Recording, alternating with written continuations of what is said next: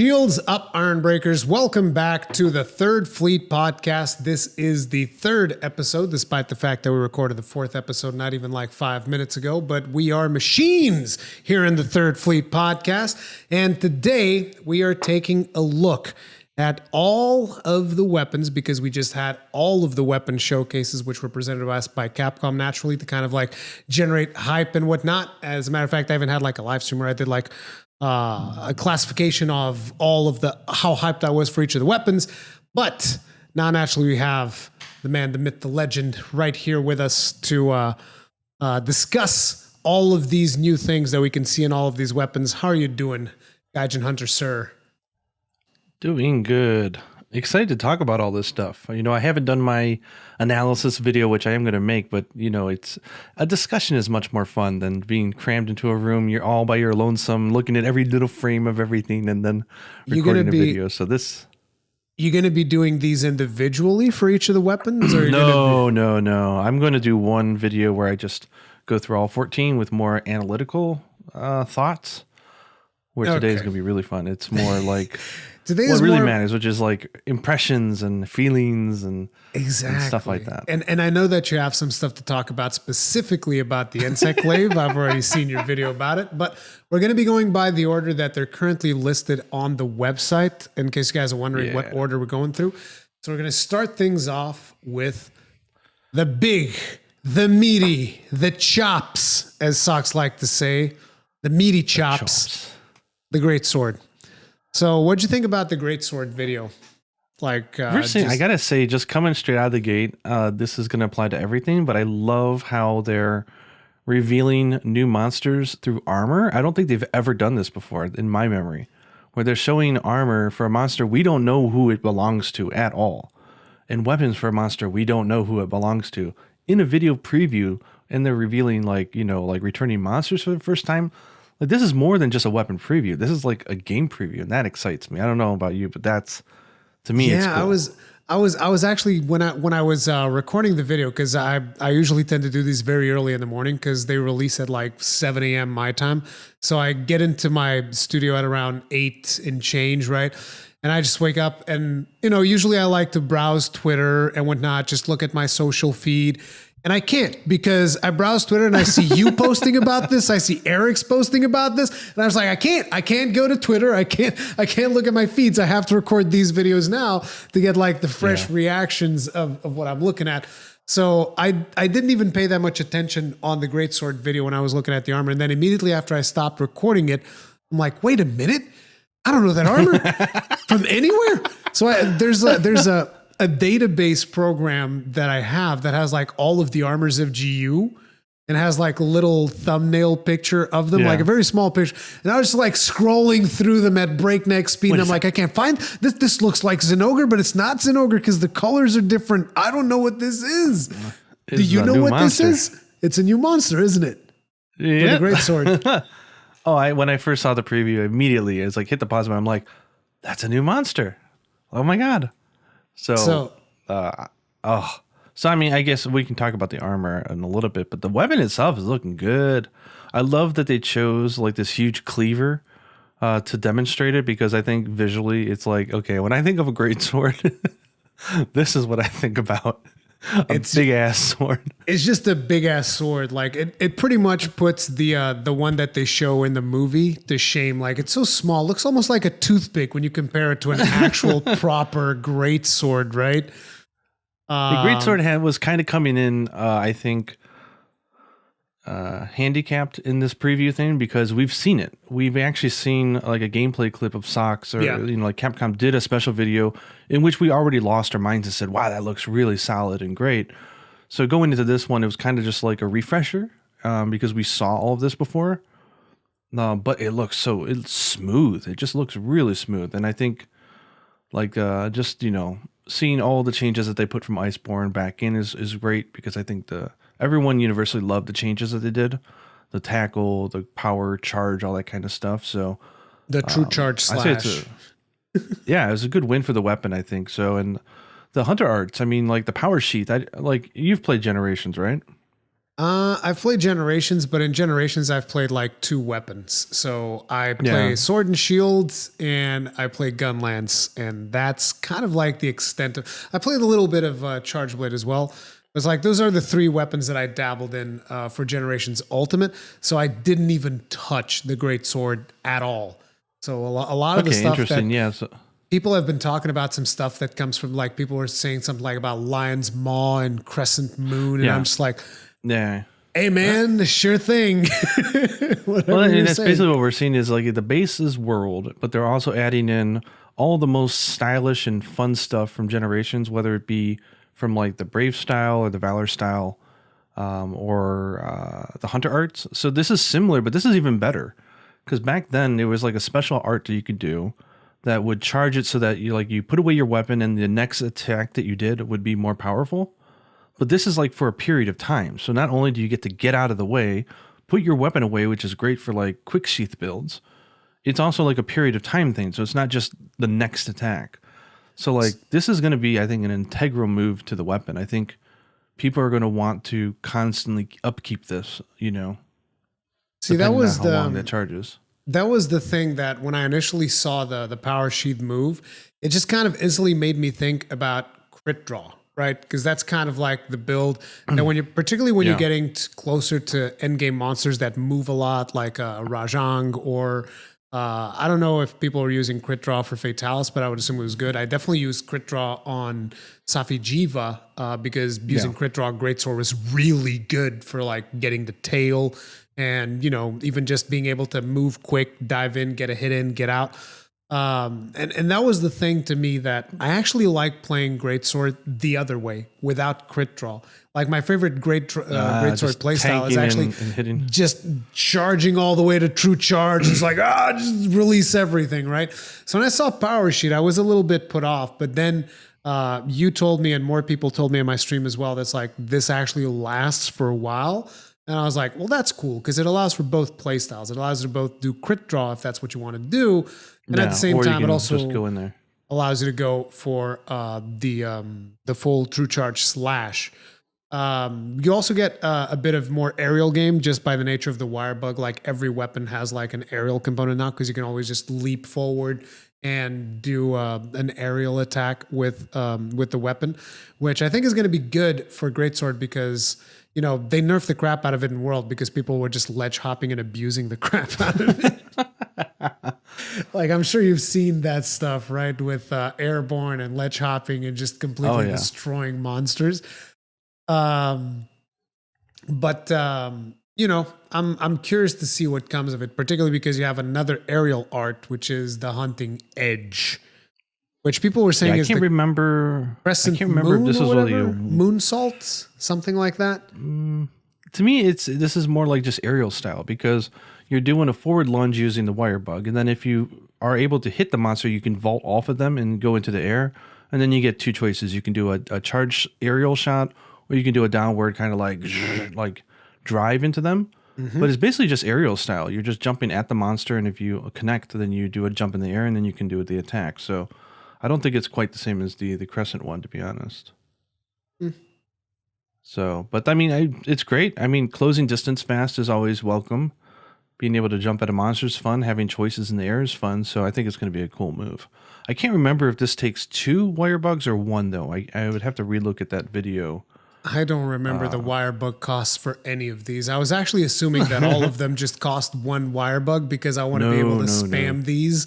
But obviously you're not going to be able to do that. And people were calling out to my attention like, oh, most of the counters were like 2 wire bugs. And I was like, oh, that's going to be rough for me and my gun lance if I want to recover my sharpness. Yeah.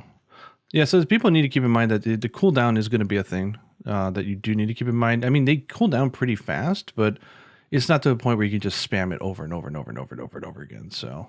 And not to mention, like we talked about. Okay, yeah, I'm looking at it right now. It's it is a double wire bug skill. So the Hunting Edge is a double wire bug skill, or is it Power Sheet? Yeah.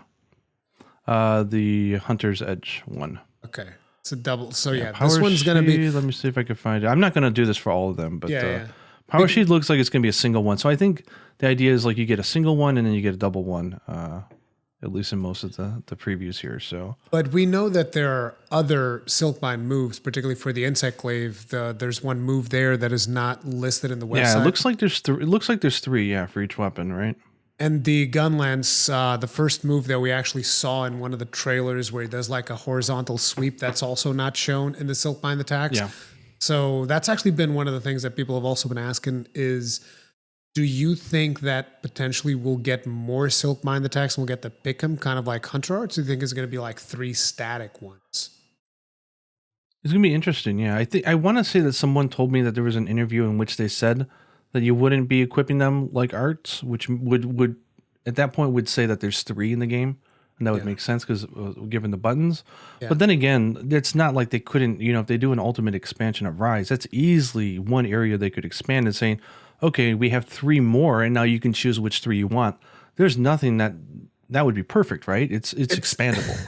It's so funny that because that's literally what I said in my stream. When people brought that up, I was like, I don't see that happening in this one. Like, I think this one's going to be 3 Silkbind attacks. Save that for ultimate. But on the ultimate one, I could see that happening. It was like, I could also, like, maybe they'll have it in this game, but I could also see there being like some secret Silkbind attack that requires 3, because there is the ability to pick up a temporary 3rd bug. And then can you imagine if every weapon had 1 secret art, which you could do using 3 wire bugs? It's like super powerful. That idea alone excites me, thinking that it might be in this game or the next one. I don't know, but they could do it. Interesting. And that would encourage environmental exploration as well. Yeah, because usually, most hunters will just come in with their potions and whatnot. They're not going to bother like actually exploring and picking up like endemic buffs and stuff like that. It's just something that we don't tend to do because we have the whole thing. No, we prepare for the hunt. We come in, we do the hunt, and we leave. And it's like the whole thing about messing around with endemic life. You don't really do it that often. Like you did a little bit in World to like get specific ammunition, or maybe because you have like a rock that you want to drop on a monster, you want to slam him into a wall or something like that. But most of the time, it's kind of like you go in, you kill, you come out, and you don't think too much about the endemic life. So if there is a secret move that does that, then that'd be pretty friggin' sweet. But overall, the cooldown timer is not that bad though. I'm looking at this now. At least in the weapon preview they had, it looks like the cooldown's like 10 seconds per bug, which is not so bad. That's when you're out of combat. I think in combat they regenerate. I'm watching in combat. He's doing like the vault move with the double bugs. And what happens when you do a double bug Silkbind attack? They don't recharge at the same time. One of the bug recharges and then the second one recharges. And so he's doing it here. Timestamp. Yeah, 2:14. He does the attack. He actually misses it, but then it recharges and it takes 10 full seconds for the first bug, starting at 24 mark here. And I think it takes another full 10 seconds for again.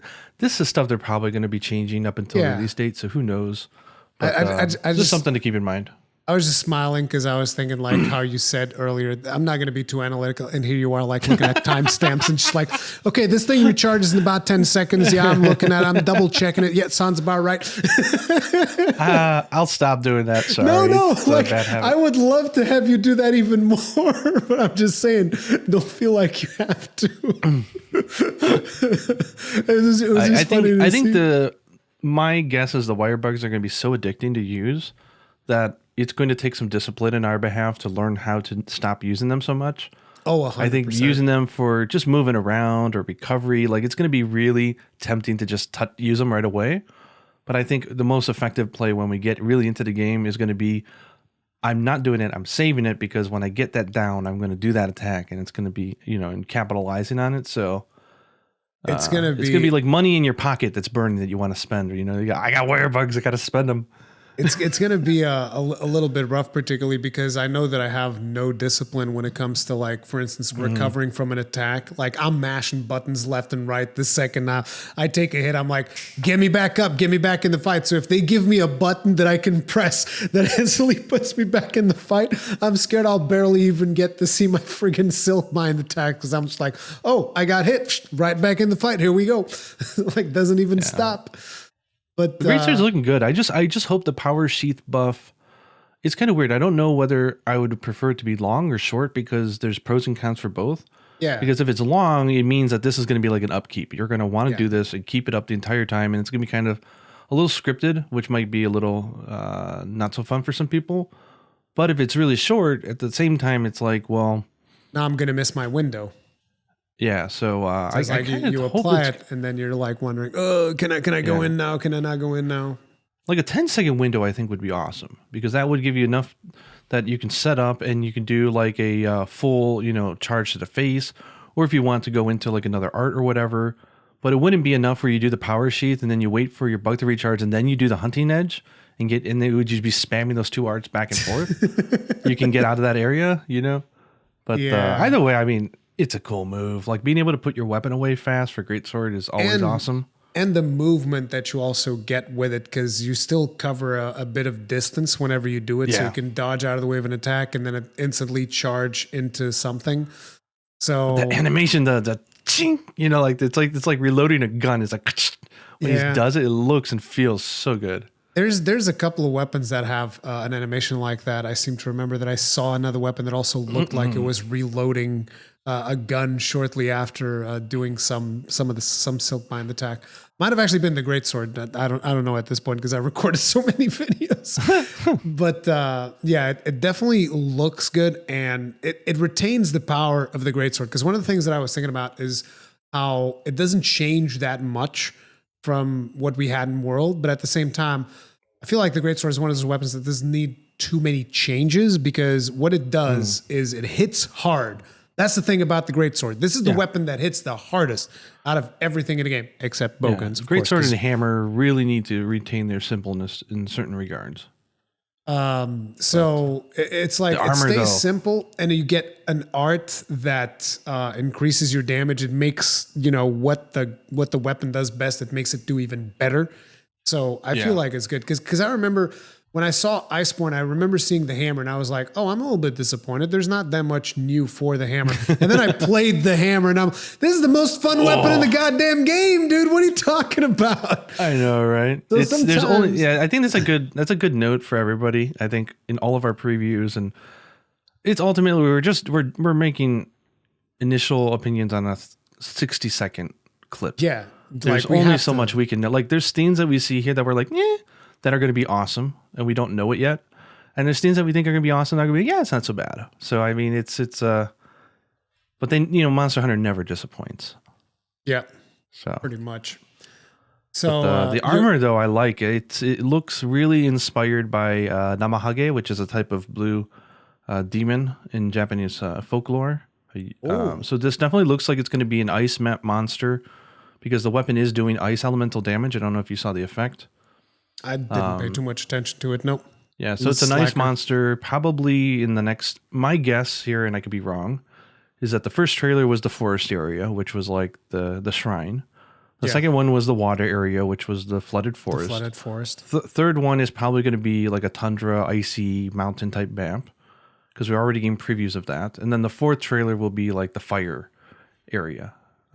So my guess is that the next trailer is going to showcase the icy map. And with then the monster that we see in this armor.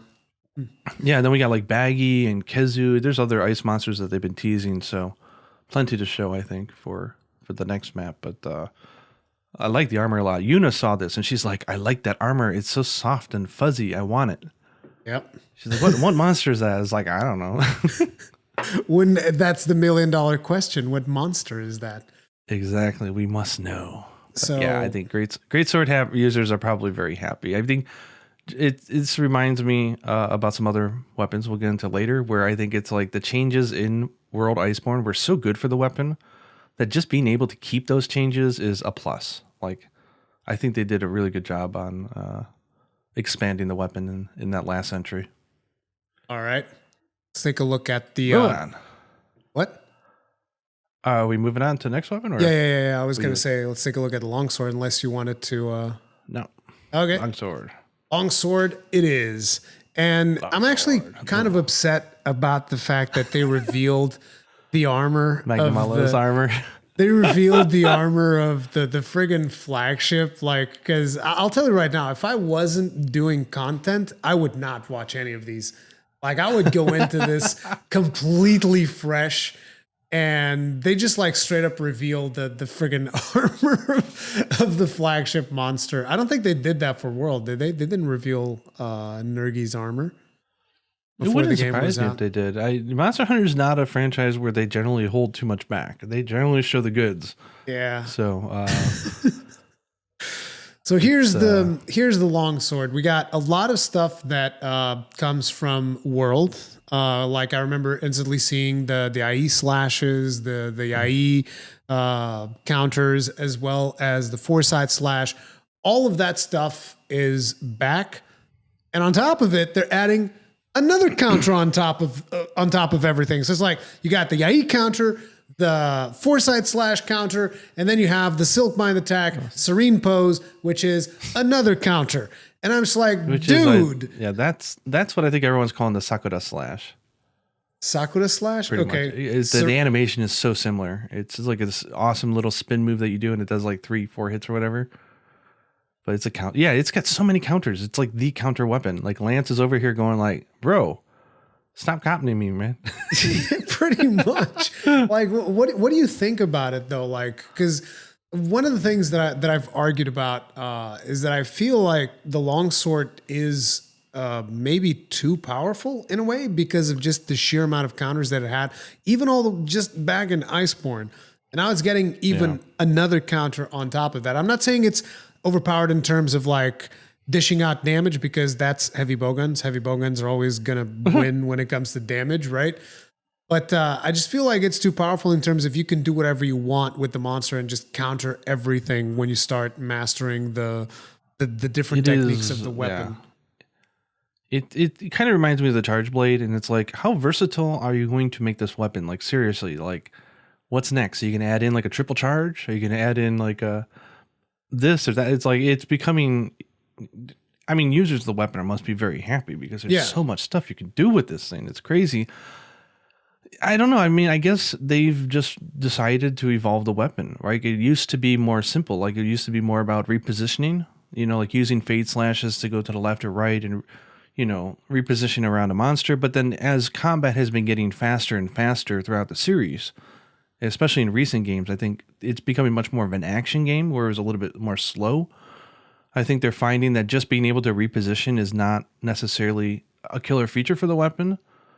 So they needed to evolve it into some next step. So I think they're just taking it directly, like you said, like counter weapon. Like this should be, 7 samurai, me and you facing off, come at me, counter, come at me, counter, and I think that's how they're kind of re-envisioning the weapon, I think. And unless they keep the damage in check, it does have the risk of being overpowered compared to the other weapons, which does not help for the fact that it is by far the most popular weapon in the game. Yep. It will continue to be the most popular weapon in the game for ever if they keep it up. It does kind of feel like that. I don't play too much longsword personally, so I didn't notice like that many new moves besides the silk mind attacks. We see the Yai slashes, which I'm assuming if they do the same thing that they did in Iceborne, they're going to also regenerate your spirit gauge. Which like your first attack out of the IE slash, if I remember correctly, instantly would start regenerating it. And then on top of it, they get another silk mind attack, which is a soaring kick, which kind of like leapfrogs you off of the monster. And then you can do a plunging thrust, which if you land it, it also automatically fills your spirit gauge for a short period of time. Yeah. Or instead of doing that, you can go for a spirit helmbreaker and expend 1 level of spirit gauge. So you can choose, do I want to gain gauge? Do I want to expend gauge to deal more damage? So first, I hope that for all the longsword mains out there, I hope that they fix Spirit Helmbreaker in this game, because there were a lot of times the Spirit Helmbreaker would apparently not connect, even though the animation would look like it had connected. It would not. It would not deal damage. Yeah, it has to, because it's another one where, at least on current in-dev gameplay, shows a 20-second timer. So that's a commitment to make that move, to do the soaring kick. So the soaring kick is going to be a double wire bug move. So it looks like the top one's a 1 wire bug move and the bottom one's a 2 wire bug move. If we follow the trend that we're seeing on the Greatsword, maybe, I don't know. Actually, you know what? I think it's slightly different because I'm peeking at the video now, but I almost want to say the counter is also a double wire bug move. That throws everything out the Yeah, window. so there's no set way that it's done, so to say. Unfortunately. Yeah, which made sense because like people were telling me that all of the counters are like 2 wire bugs. At least it seems like that is going to be the case. Yeah. But yeah, longsword. I mean, what can we really tell you about the longsword? It was friggin' amazing. Yeah, we talked about it last time. Yeah, so it was friggin' amazing in Iceborne. It's looking even better in Rise. There's not really a whole lot to say. It's been a super solid performing weapon in the last Monster Hunter game. I don't know how good it was in Gen U. I assume it was good. But I'd say it was good. It's looking hella good for Rise as well. There's not really a whole lot to say there. Particularly because neither of us really play the longsword that much anymore. But oh man, this next weapon. Sword and shield. Man. I mean, this is, Sword and Shield reminds me of Hunting Horn, which we'll get to at the end, but like it's one of those weapons that has always been really good. But because of some misconception or whatever reasons or not, it's never been a horribly popular weapon. So it seems like they keep trying to sweeten the deal and making it even better every single game to an extent where I'm like, how are people not meaning this thing? Yeah. And this game's no exception. Like it looks fantastic. It is an amazing weapon, like, because you get this weapon, I can actually tell pretty much everything that I saw in the video because I played a lot of Sword and Shield in Iceborne because I completely fell in love with Perfect Rush, which was interesting because the first time that I saw it in the beta, I was like, this is insane, this is impossible, I'm never going to do it. And eventually I fell in love with it and I really enjoy the playstyle of it. And Perfect Rush is coming back, but on top of Perfect Rush, they're adding a bunch of other stuff. So for starters, when you finish Perfect Rush, you know that move when at the end, like you pull yourself away from the monster. In this one, it's going to launch you upwards. And it launches you upwards, and then you get to do a Helm Breaker down, which is one of my favorite Sword and Shield moves in World, which is the one that you would usually have to go like a mushroom wall to get the move off. And I would still put Airborne on all of my Sword and Shield builds just because of that move, because I liked it that much. And this time you'll be able to do that at the end of the Perfect Rush. So those are just like some very basic changes that I'm just completely for. It also seems like the range of Perfect Rush is more forgiving. Seems like they increased the range just a little bit so that, when the monster's lying on the ground with his head moving back and forwards, like you don't actually get super punished by that as much, because that's one of the biggest downfalls of the Sword and Shield is its reach is extremely limited. But considering that now we have the wire bug to kind of close gaps, it's not going to be quite as limiting. And then they add the Silkbind attack, Falling Shadow, and it blew my mind. I love it because it's basically Generations aerial Sword and Shield, except instead of landing with the sword, you're landing with the shield. So it mixes the moves of the Shoryugeki with the aerial Sword and Shield. Because like if you remember Shoryugeki, the shield goes up, but then if you get it to level 3, the shield comes back down. So they mix the leap of aerial with the shield down of Shoryugeki, which technically speaking is just the shield bash also in Iceborne, but it's insane. Like that Silkbind attack, I'm a sucker for it. I friggin' love it, but you got to say something because otherwise I'm just going to keep telling you how amazing the sword is. I mean, I like that this reminds me of the Greatsword, in which it's aerial style again, which you're doing a shot at the monster, then you have to vault off of it. And I think it's not that hard to do, but it does take some learning, which is good. And considering the fact that they said that they're going to be improving monster AI this time so that they're more aware when hunters are in the air or using an art against them, that they're a little bit more reactive in slapping you out of the air, so to say. So I'm really interested to see how well the AI will react to some of these things. Especially just the idea of, having to find the opening and use it, I think is great. So I don't think it's going to be a broken move, but I think it's going to be really fun.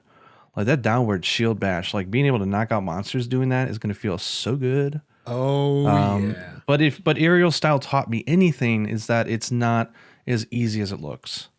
When you vault off of a monster in aerial style, the monster may move by the time you're doing that downward slash. So you really need to think about what the monster is doing. Otherwise, you could be whiffing. So I think it's going to be well balanced. But the fact that the windmill attack, though, I'm super happy to see that back. And yeah, like when I initially saw it in the trailer, I did not think too much about what it was. But then you read the description of it, and I'm just like, this is Round Force.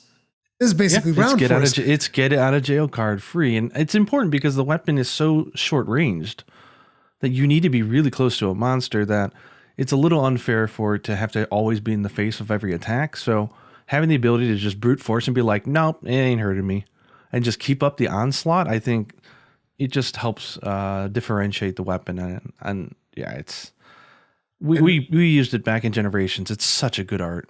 And here's the thing, you know where I learned that Round Force actually had invincibility frames? Where? It was in this video by this guy. Maybe you've heard of him. He's called Gaijin Hunter. I saw your tutorial. He doesn't. He's a noob of the game. He doesn't know what he's talking about. Dude, I saw your tutorial for the sword and shield, and you're just like, oh yeah, and you can use this move to just like take monster attacks. And I'm just like, what? Wait, what? You can do what? What are you talking about? And then I tested it, and I'm like, this is I was insane. using it more strategically, and you're telling me I could just bum rush it? Yes, I was straight up like I would only use it if I had like an opening or at the start an attack, and then I just basically started saving it to brute force through monster attacks. And seeing that come back as the windmill, I was like, dude. So like you combine that with the crazy aerial move that we get with Falling Shadow, and this is looking like a strong contender for my main weapon, to be honest. Like I mained it for a while during Iceborne. And it's just a really, really good weapon all around, because the good thing about Sword and Shield is that it doesn't really have a set skill budget. Like there's certain weapons, particularly the one that I tend to main, which is the gun lance, just has a skill budget. Like you need your artillery, you need a magazine, you need a little block, you need a evade extender. Like you need all of these things. Sword and Shield is like, nah, dude, put whatever the hell you want on it, who cares? Yeah.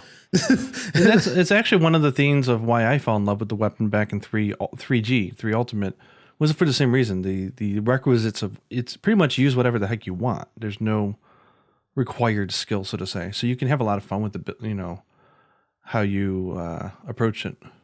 You can do a lot of great builds, but yeah, guys, if you are a Sword and Shield main, I could not recommend enough. This is like one of the best Sword and Shields that I've seen so far, dude. It's really, really good. But it's got to be said, though, the one thing that was kind of sad about this video was, man, they are abusing Kuryaku here so hard. And we talked about this in our last podcast. We both really like this monster. It's really cute and original, and they are smacking this bird around like crazy. Like, come on. It's just straight up abuse. So I hope there's revenge. I hope when they show off the rampage, I hope they have a Kuryaku in there that is just destroying the hunter. Yeah, that's what I want to see. We need justice for Kuryaku. I'm going to start a new website. It's Justice for Kuryaku. I really like this monster. So seeing the monster return, like they announce it through this video, was kind of interesting. But it also tells me that they have a lot of big cards to play. If they're just throwing away all the returning monsters in these videos, means they got some really juicy stuff to show. So, and naturally, the armor itself, I don't think they've shown him yet, but obviously this is Nargacuga, right? Huh? At least, isn't it Nargacuga? The armor for the Sword and Shield? No, this is the... He's got the fishnets. Look at the website. No, this is the village starter armor. Oh, this is the village starter armor. Yeah, this is the Kabuto armor. Like from the beginning, from the first trailer, I thought that this was like the updated Nargacuga because it's got the fishnet thing going. I was like, yeah, this is Narga. Okay, fine. No, this is definitely not Narga. I still think we're going to see Narga. Oh yeah, for sure. Well, I think at this point, I would bet money that we've seen Narga, because I mean, think about it. Like the director Ichinose, like Nargacuga is his flagship monster that he created for his game. So of course he's going to bring it back. Come on, it's his. And the whole ninja theme with the costume, like the fact that it's always in the top 5. They already have the monster from World, of course. And I think we talked about this as well. He uploaded a screenshot of his Palamute and his Palico, and he called them like Nyargacuga and Meow Ogre or something like that. Like he gave them names, pretty much Zin Ogre and Nargacuga, as pretty much just like telling people, okay, they're definitely coming in this game. So we're gonna give you those two bad boys back. So get ready for them. Yeah. But, so next up, no, that's not Narga, but I will say that just shows you how attractive the starting armor is in this game. It looks really good. It does. I legitimately just thought it was Narga since the first moment that I saw it in the trailer. I was like, that's Nargacuga armor. Like, but you know, that shows me. I guess I've been wearing enough Narga back in World to really know. But next up, we got the dual blades. Dual blades. Look at that armor. Come on. I hate to keep talking about the armor first, but the Somnicanth armor, man, does that look good. It does, particularly on the female characters with the little veil thing that they got going. And stuff. Yeah, I think that looks. And the weapons are really like cool. all claw and like looks like the claws of the monster. Like they are just nailing the designs like they usually do. Like I'm so happy. I hope we don't see any bits on sticks like we had on World. I don't think we will. I hope we don't. I really do because Eric's Gaming had an interview where he specifically asked about that, and they said no. This time we're going for unique stuff. Good. I was like, good. Because like that was an interesting idea. They experimented with it, but I don't want to see it come back. I want it gone forever. No, don't. Yeah, I won't knock them for the experimentation. Yeah. I think that's what I love about them is the bravery to try new stuff. They're still willing. You win some, you lose some. They're still willing to try out new things, and yeah, it is pretty cool. So the dual blades, they retain pretty much most of the moveset that we saw back in World and Iceborne. We didn't really see anything that like grapples onto the monster with the exception of the Beyblade attack kind of that you can still do. I was saying I don't know Beyblade, so I don't know. I don't know what that means. So Attack on Titan, how about that? Does that work? No, never watched. I know the the one name, where he but I've never watched spins in it. the back of the monster like right? The spinning attack from the dual blades. Oh, okay. Yeah. So they have shows how cultured I am when it comes to Japanese stuff. So we have that one, but like the reason I was bringing up specifically attacks that like grab onto the monsters because it had a really good one in Iceborne, which clutched and instantly wounded and whatnot. And obviously that's not making it come back because there's no clutch claw. There's none of those mechanics really coming back. So most of the move set kind of remains with that. And I think the biggest changes that we see is the two Silk Mind attacks, right? Yeah. Because most of it just seems like the regular dual blades move set. So the first one is the Shrouded Vault, which is another counter.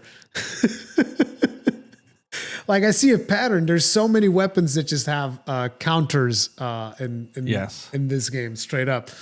So this is a pretty much like a leap forward, and your character's like spinning. And I'm told that this was an attack in Gen U. I don't remember this one. Yeah, so this reminds me of the Adept evade, where if you were in demon mode and you Adept evade into an attack, you would do like this forward spinning attack move at the monster, so it allowed you to really be aggressive. Oh. Maybe that's what it's referring to. I know there was some other stuff in Valor mode, which I can't quite recall off the top of my head. But the idea of not necessarily a counter, but more like you're not waiting there to get hit, but it's like if you know a hit's coming, you don't mind jumping right into it. It's more, I think it's staying. I mean, I guess that means counter, but it's a little bit more aggressive. Like that doesn't feel horribly new because of Generations Ultimate. And I think it worked really well back then. So I think it'll work really well this time. Yeah, because I did play dual blades in Gen U, but I mostly used aerial because, you know, I was a noob when it came to dual blades. I'll just jump in the air and mount and it's fun. But yeah, that's the Shrouded Vault. And I think it's a very good offensive move to basically just keep you constantly charging at the monster and just keeping the pressure up. It'll be interesting to see how they manage their stamina. I would assume that Silkbind attacks don't affect your stamina at all, right? Because you're going to want to like jump from this into a demon mode and just, you know, start slashing away, I would imagine. I can tell you. Yeah, a second. You can tell me. I'm curious as well. Yeah, I'm looking at. You're looking at the video? Yeah, the Silkbind jumps aren't taking up any stamina. Okay, that is good to know because, you know, you're going to want to come out of that into a demon mode to just like resume the onslaught. But then the other one is an attack that is much more familiar to me, which is the Piercing Bind, Death by a Strand of This Silk. I like. And basically, This I like. They put a kunai in the monster, and if you damage that specific area of the monster, you get double hits, right? I don't know if it's double hits, triple, it's extra hits. Not double, but you'll get additional hits, yeah. You get additional hits for attacking that specific area of the monster. And then at the end, it explodes. And I think the more damage you deal to it, the more damage it will deal back at the monster. So this is a Wormstake Blast. Yeah, I was trying to figure out, I was trying to meme it, but I couldn't quite remember it. But in my head, there's some like action flick from the 80s or 90s where maybe it was Van Damme or something where like he tethered his wrist to the wrist of like his opponent. Maybe it was like kickboxers or something. And like they like fight to the death. And like, it kind of reminded me of that where like you're tethered onto the monster. And the idea is that you just want to just hit. Like while you've got it tethered on, just keep poking it in the weak spot, you know? And like, I like that a lot. I think it's a very. We talked about this last time, and I think the thing that also excites me, which no one is probably thinking about, is the fact that online with other players, if I can see where you're tethered, I get a much more visual representation of knowing what you're going for, and that will allow me. I don't know whether they're going to have friendly fire in this game like they always do, or if they'll change that. I'm actually really interested to find out. But I like being able to visually know what people are trying to accomplish. So that or you're going to be on chat. You're going to be like, no, I hooked onto the leg, but I'm not going after the leg, man. I got to redo that. I'm trying to hit the tail, but whoops. Yeah, that can be frustrating. I can tell you right now, as someone that played a lot of Gunlance, like putting your Wormstake in the wrong place. Oh my God. Wow, you got an interesting play style, man. I knew you were going to put it in the back leg. If it was a mistake. Shut up. Stop it. Yeah, but I think the dual blades, I would say, are so sensitive of a weapon that any small tweak we're going to notice in the demo will either make the weapon even better or make it slightly underwhelming. So I think we have to get some hands-on time with this thing. Yeah, like for sure. I don't know if you know the story where they almost killed the weapon in Monster Hunter 4. I know I'm against people using extreme, like, oh, it's dead or whatever. Like, they literally made a really bad decision in Monster Hunter 4, which never came to the West. They made a really bad decision where dual blades naturally have razor sharp, meaning that if you have 20 units of green sharpness in your weapon, you know, if I do one attack with my dual blades, it counts as one attack. So if I hit with my left and my right blade, I'm not going through 2 units of sharpness. I'm going through 1 because it's one attack. Otherwise, like, sharpness would be like gone in a second, right? So because you're hitting twice, it has natural razor sharp. And then on top of it, you could have razor sharp as well. And that halves the amount of sharpness you use. They decided in Monster Hunter 4 to just get rid of it. So every little hit by every one of your blades took a full unit of sharpness. So if you did like one little demon, that's like 16 units of green gone. Like, and you could never keep your sharpness. Like, just to be usable, you would have to have razor sharp, which was like end game. So no one used it. They destroyed the weapon, and because it was on 3DS, they didn't have the ability to like make updates and changes like they do in modern games. That's what we lived with until 4 Ultimate came and they fixed it and they added it right back in, and we're like, whoops, sorry guys. So let me tell you, I think that's exactly how dual blade mains should play. Because then they would know how Gunlance mains feel whenever we do a full burst combo. Because we do a full burst combo and our sharpness out the window, it's gone. You just like do a full burst. Bye sharpness, see you later. So yeah, forgive me for not shedding a tear for all the dual blade mains all the way back in Monster Hunter 4. They fixed it, so they can suffer like I do on a daily basis with my main weapon. I don't care. Yeah. I would say so far all 4 weapons super solid, looking good.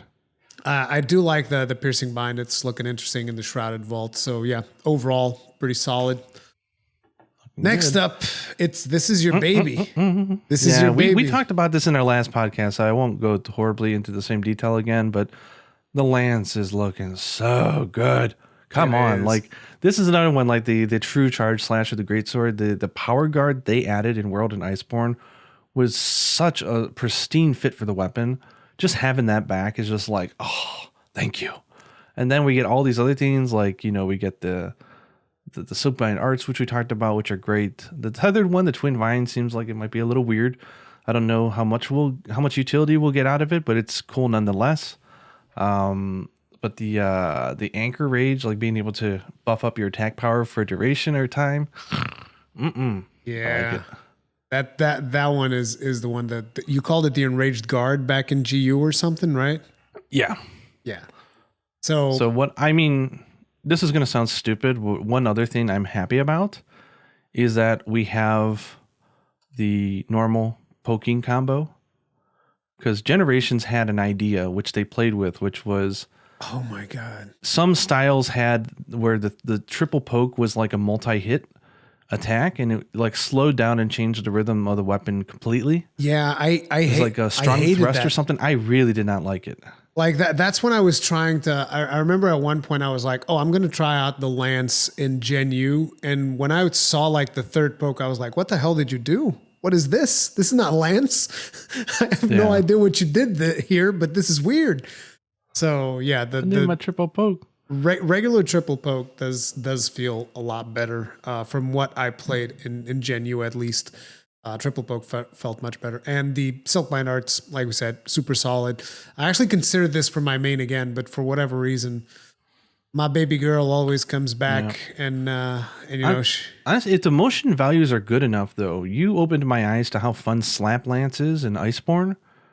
Like having that supercharged like back slap could be really fun for the weapon, because it looks like it's an alternative. It seems like you can do a triple poke, or you can do like the charged backhand. If that thing's powerful enough, like that could be really fun. I always did the triple poke and the charge back. Always. I never do the evade. I mean, unless I need to reposition. People would always tell me, you're playing it wrong. You got to evade after you do the triple poke. And I'm like, no, I don't. Look, I can guard and then continue attacking. See, it's not that hard. Exactly. But it's like, no, you're doing it wrong. It's like, okay, don't worry. I'll keep doing it wrong and being happy. Agnosome, is that the Agnosome. I like the armor a lot. Oh, this is the Agnosome? Yeah. It's supposed to have an origami kind of motif with the folded papers and the folded armor and the different folds in there. But I really like the armor for it. It's very knighty. I thought that this was like one of those standard sets that you get from like ores and stuff like that. That's what I initially thought this was. But this is Agnosome. Ooh, it does look pretty cool. So next we have my baby girl, the Gunlance. Take it away. I'm gonna try to main it again, but I already said your reaction to this. It's like I've already said that there's a lot of things about the Gunlance that it's like the moves look fantastic. But there's a lot of mechanical problems with the Gunlance that if they're not addressed, I will not main the Gunlance this time. Which is stuff like shells not scaling. Like that's a serious problem for the weapon because it gives you a top where it's like it's really powerful early on and then it falls off super hard, way harder than any other weapon. So the fact that if they don't fix shell scaling, that's going to be a big problem. Then there's the limitations in moveset. So that actually is something that is interesting, and I'm very curious to get your input on it. So in this video, they show a Gunlance with 4 shells. Yeah. Now, so my guess here initially, my guess here initially was that this is a long shot and that the baggy armor has load up. Wouldn't that be too early? Baggy is always a mid to late monster. It's not an early monster.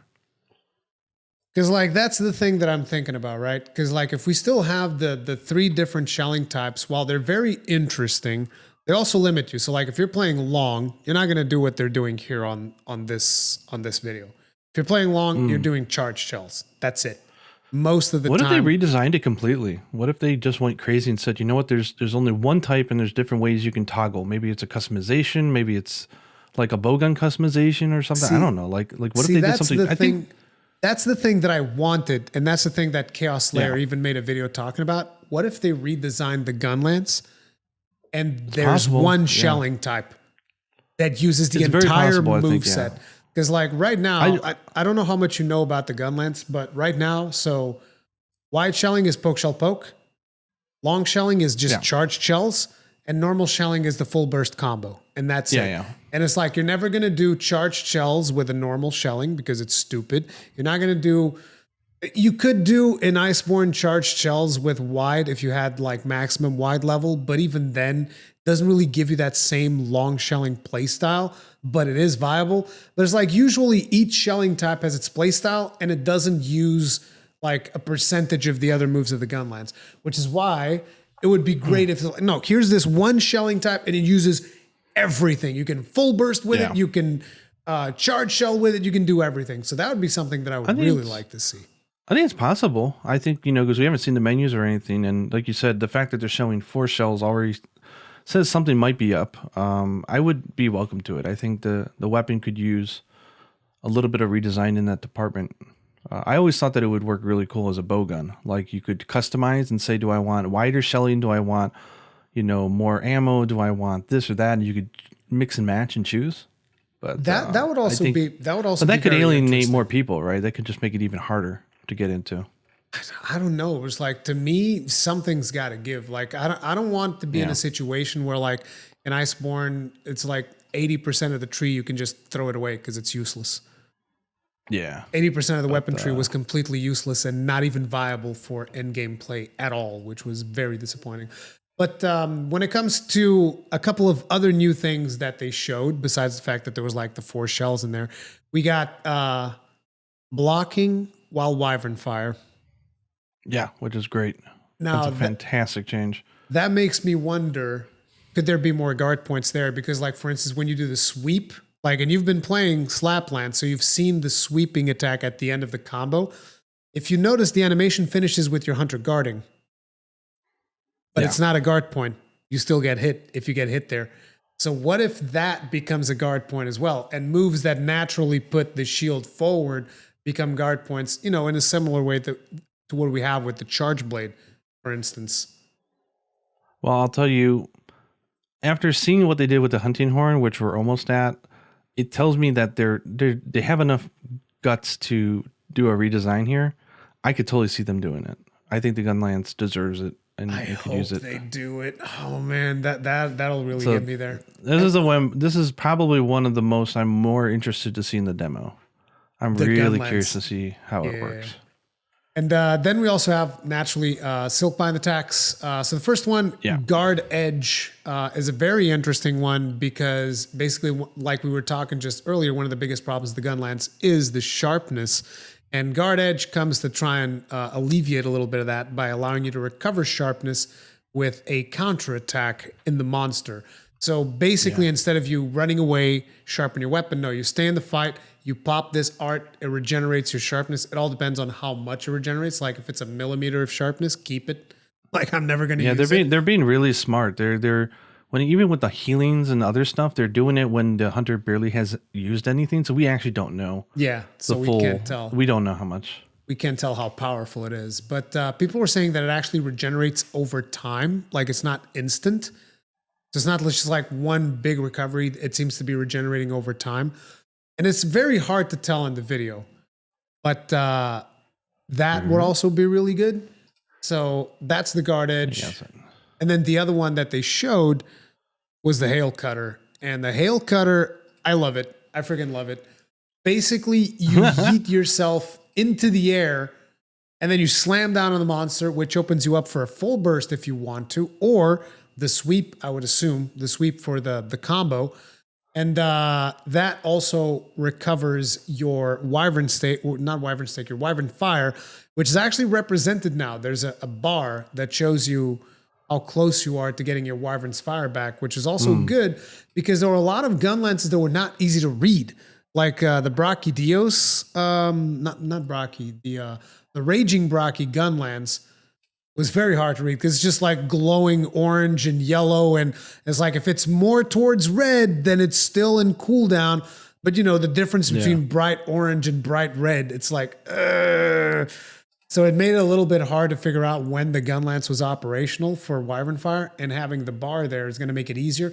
And also allows you to plan out when the next Wyvern Fire is coming out.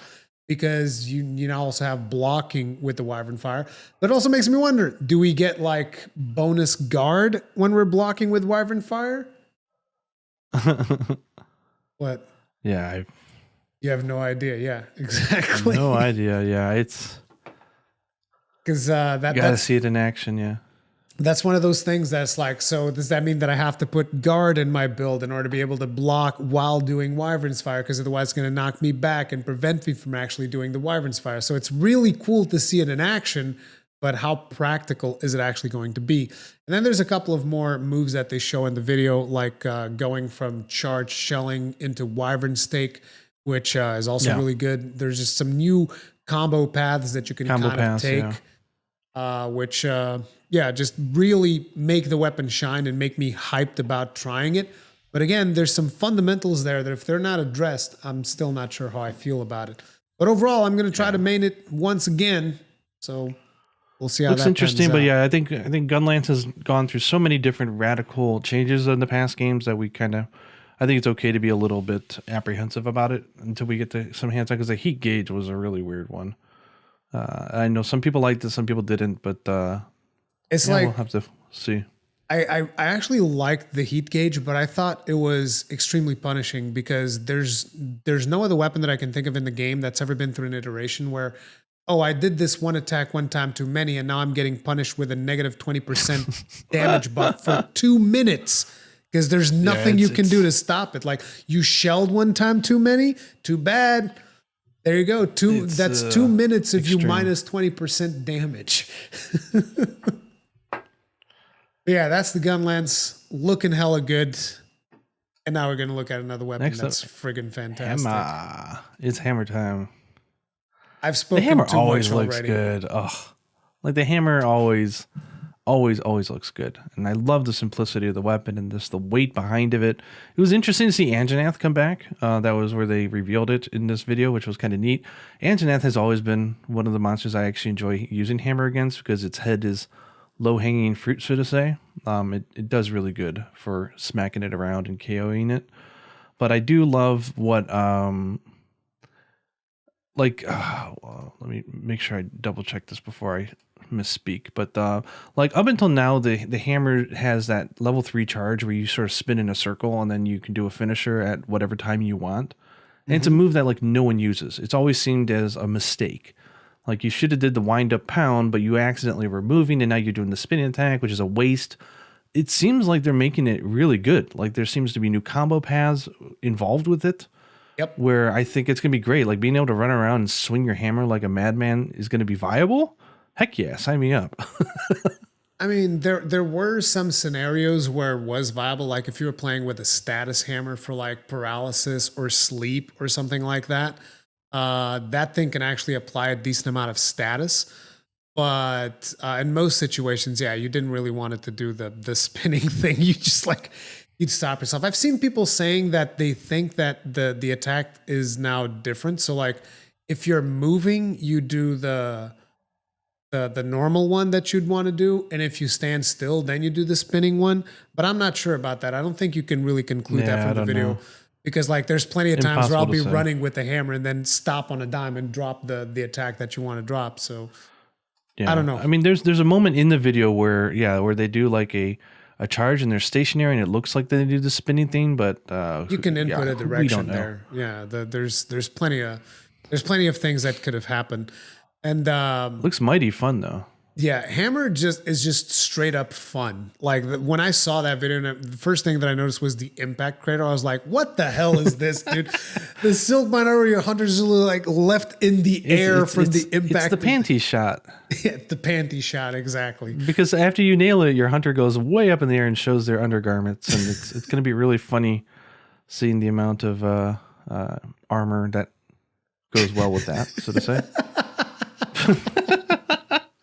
It was funny because Yuna commented on the same thing. She saw it and she loved it. She's like, hammer looks good. And then she's like, whoa. She's like, I can see their panties. I was like, yeah, it's a big hit. It sends your hunter flying upward. And yeah, the impact crater is a lot of fun. And then the spinning bludgeon comes back, which was one of my favorite moves in World and Iceborne. And the cool thing about spinning bludgeon is that you can charge it before you do the art. Yeah, you can time it and you can time it out, which is great. Where the sliding, you kind of just like, you try to time it well, and if you're sliding, it's like, I gotta go, and you just like, you send yourself flying off like a slingshot. Now it's even more deliberate. It's going to feel 10 times more satisfying. And the other thing is that this move also gives you hyper armor. At least it looks like it does, because like I was actually checking because people were telling me this gives hyper armor. I was looking at the video and there's a timestamp where you can see him charge up the spinning bludgeon, and Angie hits him and it doesn't do anything. It's like, yep, that's fine. I'm going to continue charging, and here I go. Which kind of reminds me of when we had like that power charge in World that you do. It also kind of nullifies like minor tremors and stuff like that. So what I really like about this one in particular, though, is that you can be charging up your hammer, you know, looking for an opening, and then see a really good opening and then just decide to go right into this art. Yeah. Or you can initiate it and then charge it after the art has started. It's up to you.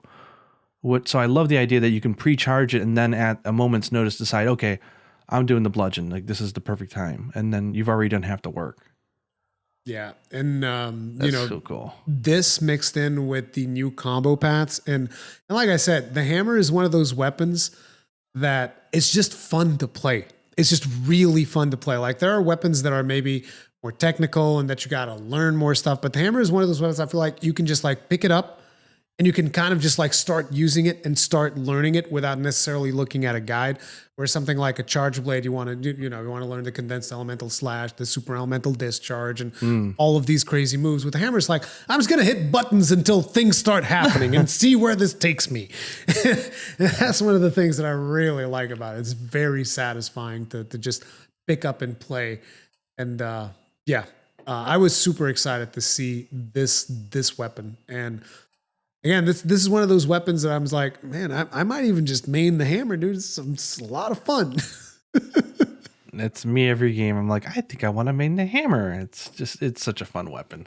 Yeah. But how can we deny the hype that is the next weapon, though? Oh my God, dude. I saw it just this morning. Like, this thing even has capoeira moves baked in there. I was like, dude, what the hell? You know the history. You know that's actually the base for the weapon's design, right? What, capoeira? Yeah. No, I had no idea. When they first Fujioka-san came up with the idea for the weapon back in Monster Hunter 1, everyone was looking at him weird, like, how the heck are you supposed to wield this thing?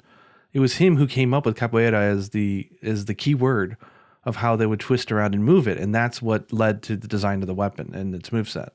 So this is it going to it. This is the roots of the weapon, going back to it. Dude, like this morning when I said that in the video, I take a break after I record the videos, and I was going for a walk, and then I came back, and I was like thinking to myself, man, people are going to think that I'm full of crap when I just mentioned capoeira, because, there are more martial arts that do stuff like that. And they're going to call me out on it. And now you're telling me that capoeira is the basis of the hunting. It is very specifically mentioned in the interview book with them on their 10th anniversary interview book, where they talk about the creation of all the weapons. And I've mentioned it in my videos before. Yeah, that is a specific design choice of that weapon. I had no idea. It was because I saw that this stuff that they do with the feet this time, and I was like, dude, that straight up looks like capoeira. Like, what the hell? So my idea is that they probably looked at it and said, okay, let's redesign this weapon. And they said, let's take that original concept and let's have some real fun with it. Everything I see here is a mix-in of all these other things I'm seeing from other past games in such a new way. It's like inventing a new dish of food. It's just like, I just love the way that they even designed the one that they're showcasing, because it's like a base, which is always the hunting horns that I prefer, the ones that are like guitars and stuff like that. Great. Like, I really prefer those over the drums and the actual horns and whatnot. And it's actually got like a thing at the bottom of the hunting horn, which is like a mini cannon, because it shoots what is essentially a worm stake from that thing. It's completely insane. But just like, here's a weapon that we can't even, like, from an audio perspective, it's very hard for us to explain, because it's like a completely new weapon. Like, it's almost like. So I would say I would say that this is a reimagining of the weapon. I would say that it's not changing the DNA. It looks like it's still the hunting horn, but the amount of changes here are so drastic that I think it's fair enough to say it looks like a redesign. Yeah. So that may make some people nervous because, like me, I use the hunting horn I've always been using a hunting horn. So there's certain things about the weapon we don't want to see changed, I imagine, but there's no denying that everything we're seeing here looks really exciting. But the changes are bigger here than it is probably for any other weapon. Yeah. So it's going to be really interesting to get some hands on, because I don't know if you noticed the wording on the website and also just watching the effects, but it looks like they've redesigned the note system. Exactly. Because so it looks more like the Insight Glaive, where they're saying that certain attacks, if you do them in a row, will buff certain aspects. Other attacks will buff different things, or you can, combine them to get all three combine all three to get all the effects. I'm like, it sounds like Insight Glaive. And not only that, but it seems like there's no longer like a hard performance like you would used to stack up the notes and then you would go into performance. Yeah, they're using Valor mode performance now. Okay, so tell me more about that. What is Valor mode performance? Because I didn't play this. I didn't analyze this, so I hope I'm not putting my foot in my mouth. But back in Generations Ultimate, they had 2 new real stylish things that they added.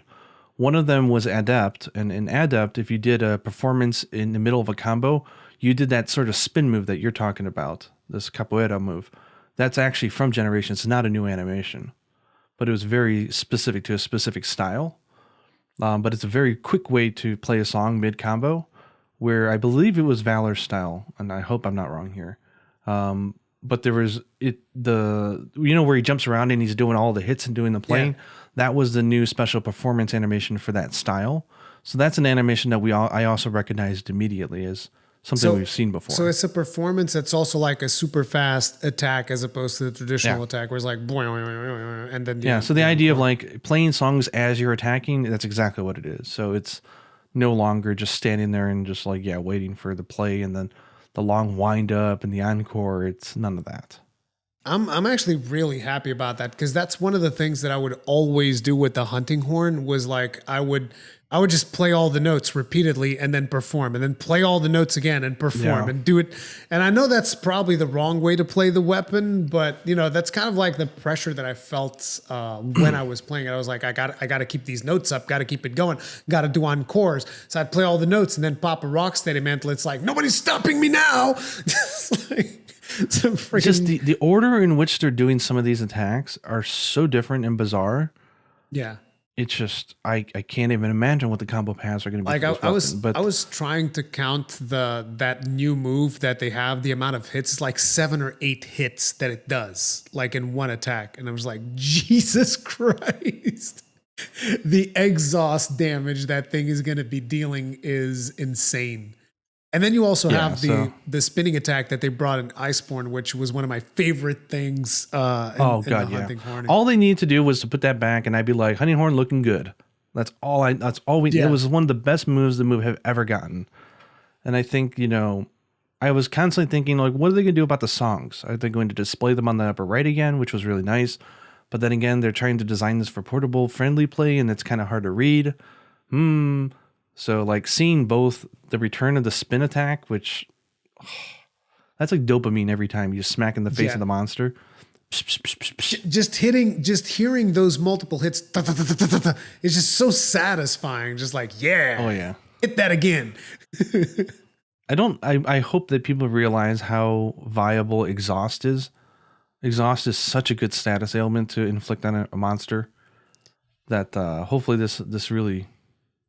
Let's hope that it affects Elder Dragons this time around.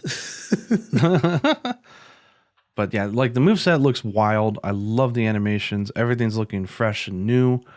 The slide beat, the first skill that we saw, which is like the spinning forward, but you're like dancing while you're spinning forward. It's just so stylish and just crazy. The hunting horn in general is just like a straight up stylish weapon now, much more stylish than it's ever been. And on top of it, that particular move also has essentially Rocksteady.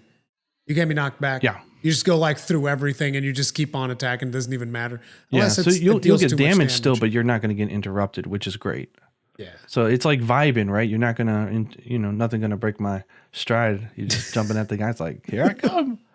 Now, one interesting thing to note here is that on the English website, they say that the final performance of the slide beat will grant you a status boost. And it's kind of like, okay, what does that mean?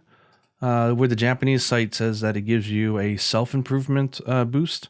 They're using a slightly different, older wording for self-improvement, which was a song from the Hunting Horn. But the Hunting Horn has only ever had one song that affects only you, which is like your movement speed and your ability not to bounce off stuff because you're vibing. So this tells me that that's always been kind of like an annoying move to upkeep, right? Like every 90 seconds or whatever, or 3 minutes, you've got to play that purple song. And it's been like kind of an annoying upkeep. But now if they've just built it into a Silkbind attack, it just means that you just need to do the Silkbind attack every 90 seconds or 3 minutes or whatever. That's great. Like the fact that you won't have to worry about it so much I think is a huge change. Yeah, like I said, when I was playing the Hunting Horn, I was always obsessed with playing the tunes and so yeah. Why am I moving so slow? Oh, my self-improvement has worn out. now you gotta like, okay, well I can only do the X attack, and well I gotta find the time. I'm gonna play, and more often than not, you just play it and then get back in the fight because you don't want to get hit while you're playing self-improvement. Yeah. But your attacks are so slow without it. Now if you're just like, okay, I'll just Silkbind, I'll just smash him in the face and I'm all good. That's a pretty good change. And then what about the Earthshaker? Dude, the Earthshaker is just legit. It's a worm steak. That's all it is. It's a worm steak, but it's a worm steak that explodes as you basically pop a face melter in the monster's face. So I really like the animation that they did for it, where he basically holds it almost like a javelin and just like thrusts it into the monster's face. And then just like puts the blade into the monster and then vibrates it by playing the instrument. I just think all of the things about the animations that go in there, like up to the point where he strums the guitar, all of the little details in those animations just completely blow me away. I thought it was amazing. Oh, and the wire goes like, it looks like a music string being strung. It's just that attention to detail that the Monster Hunter team has when it comes to animations. That I even said in my video to all the people that are saying like, "Oh man, this game doesn't look nearly as good as Monster Hunter World." I'm just like, dude, look at these beautiful animations. What are you talking about? And shut the hell up, because like, I'm just like so done with that stuff, dude. I think the game looks amazing because there's more to it than visual fidelity. There's animations, arts, everything. And from that standpoint, it's friggin' outstanding. Yeah, so Hunting Horn is going to be an exciting one to see in the demo, to see just how much they changed it. But I would not be surprised if we finally get to see more players of the weapon, which would be very nice. Oh, yeah. I think there's going to be a lot of people coming into Rise like, I've been a Hunting Horn main since day one. What are you talking about? Since day one, I've been a Hunting Horn main. All the more the merrier. All the more the merrier. All the duders unite. Yes. See, you call them duders in English. In Japanese, there's actually a term that they use here, which is called a karipist. So kari means to hunt. P is a sound like a horn going beep, beep, beep, beep, beep. And then ist like a pianist. So you're a karipist. So it's an endearing term that the community came up with here in Japan a long time ago. And it's like open doors love. It's like anybody who wants to play Hunting Horn, you are a karipist. Come in, warm hugs everywhere. Like we love each other and just like happy to see more people love the weapon. Where I think in the English community, they call them duders. Yep. People even just call it the doot stick. The doot stick. So yeah, I'm excited. I mean, it's undeniably, I think that takes probably the cake out of all, because of the radical amounts of changes that it's going to have. I think that takes the cake of the best weapon showcase, just in the fact of the amount of dialogue it's generated and the positive dialogue it's generated has been fantastic. Yeah, people are like hyped up about the Hunting Horn over everything else. Like from the moment that they had that leak from Capcom France or whatever, like people have been hounding me about the Hunting Horn. Like, we're gotta see the Hunting Horn. You have no idea. And I was like, all right, dude. When it comes out, we'll see it. Just relax. Yep. But yeah, it is really good. But coming up next, we have Switch Axe. The Switch Axe. So The mechanical cat suit. yeah, like what's up with that? Do you have any idea what monster this is from? See, I normally, when I saw the cat ears and the tail, I was like, oh, maybe this is like a, what they call it, the Melix, like those wild cats. Maybe this is like a set that you make using their stuff, like insects plus of Melanix, and it's like it's not a monster specific one, but it's so original looking that it almost makes me think that maybe it is a monster. Like, I have no idea. I was thinking that, yeah, usually insects are the ones that get like the mecha-like outfits, like the Celtas and the Nursella and whatnot. They have mecha. The male armor looks like insecty, right? The girl armor is like cats. It's got cat ears. Like, That's the thing that throws me off as well. I was like, okay, so the male armor, definitely some like Celtas insectoid type dude. Yeah. And then the female armor was like, it's got cat ears. Why? What the hell's going on here? It is. I don't know. Really weird. I think it looks wild. It looks different. I'll give them that. Yeah, it looks like a very unique armor set, and the weapon from that set also looks really good. I even had a friend of mine tell me it's almost like the Monado from Xenoblade, and I was like, well, I'm not sure I'd go that far, but sure, it looks really good. I'm very very anime. Yeah, very very anime.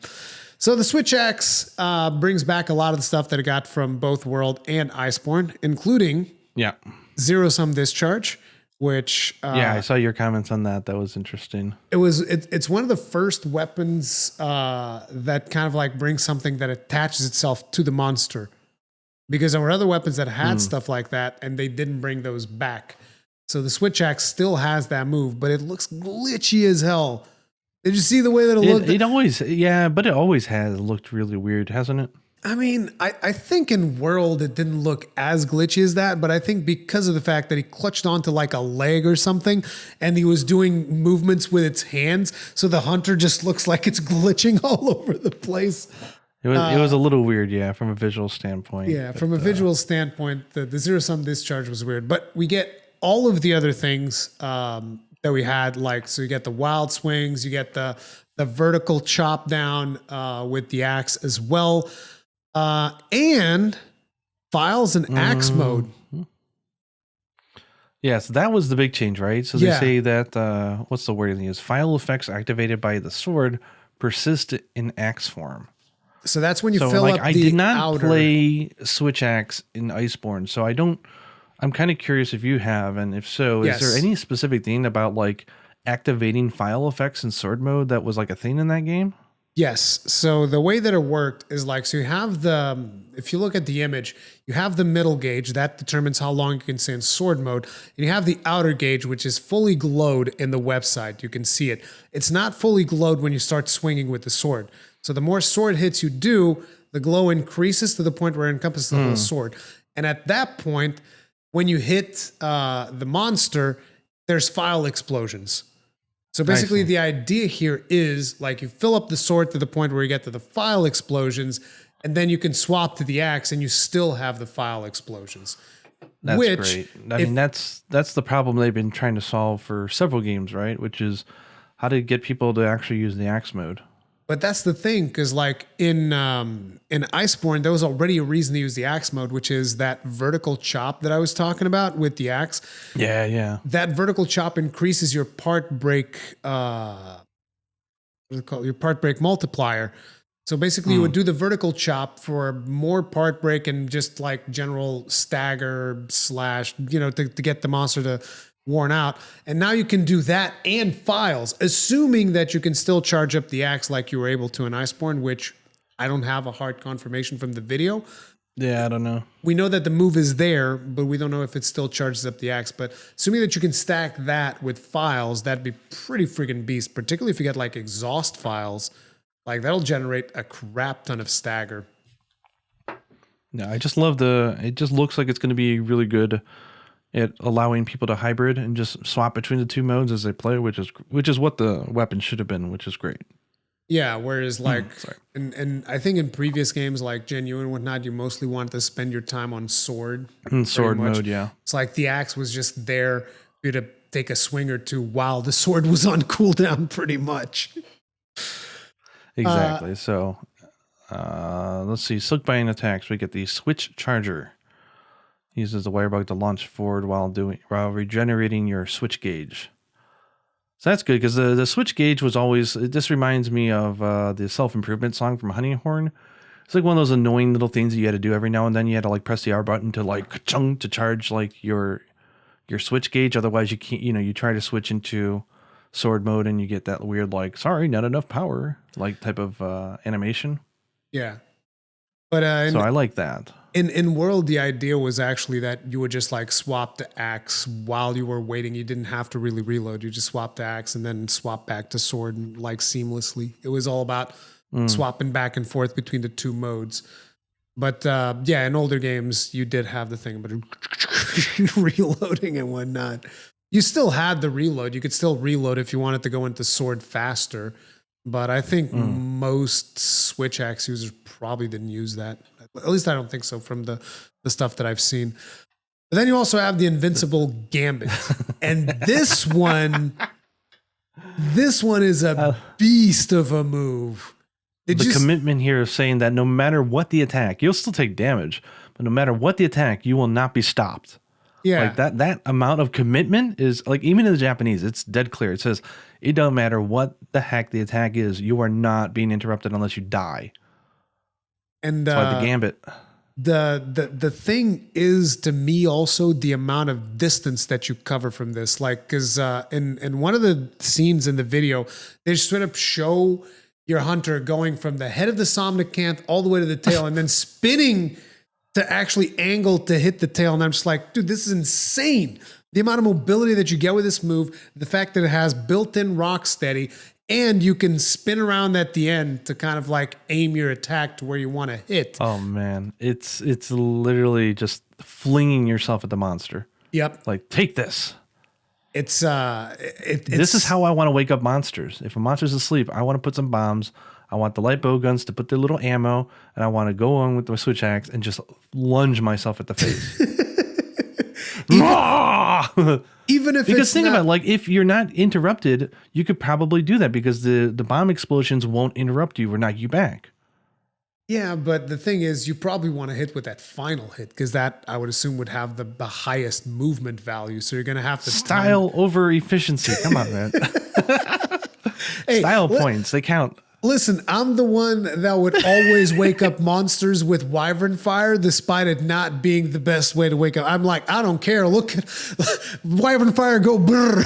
Like, just look at I'm the idiot who will I will climb up to the top of that pyramid and I will just do the Invincible Gambit right off of it, just to send myself flying off the pyramid, just because it looked really funny.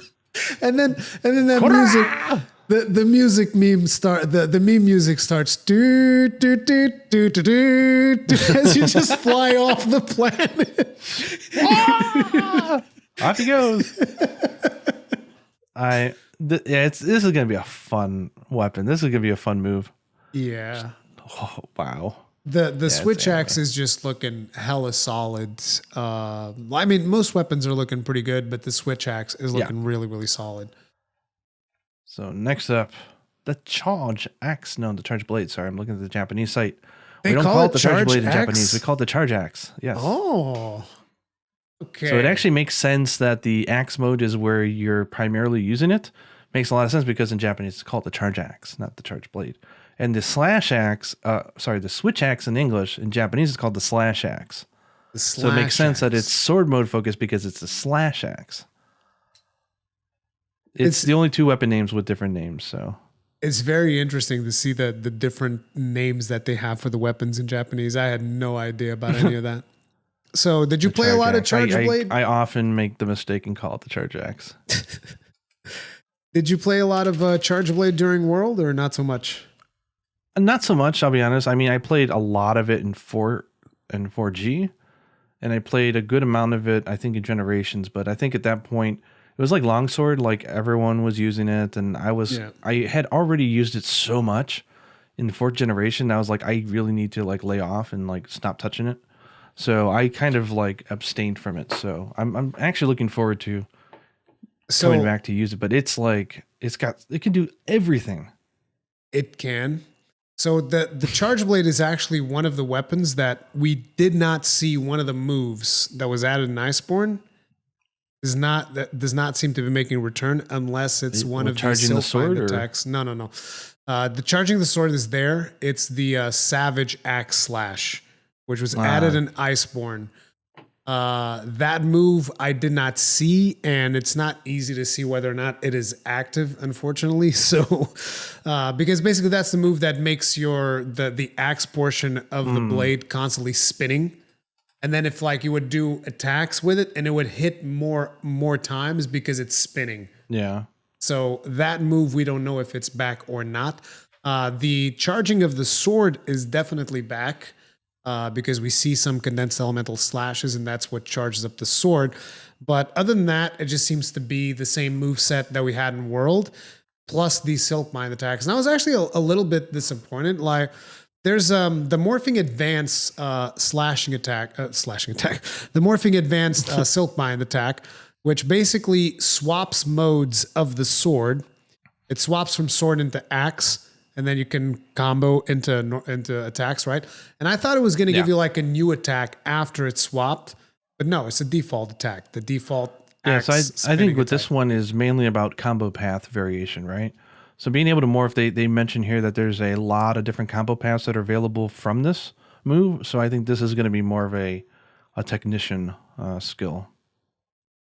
What do you mean by combo paths? I mean, it just seems like the combo path it goes into axe, and from axe you can combo into anything that the axe can do, right?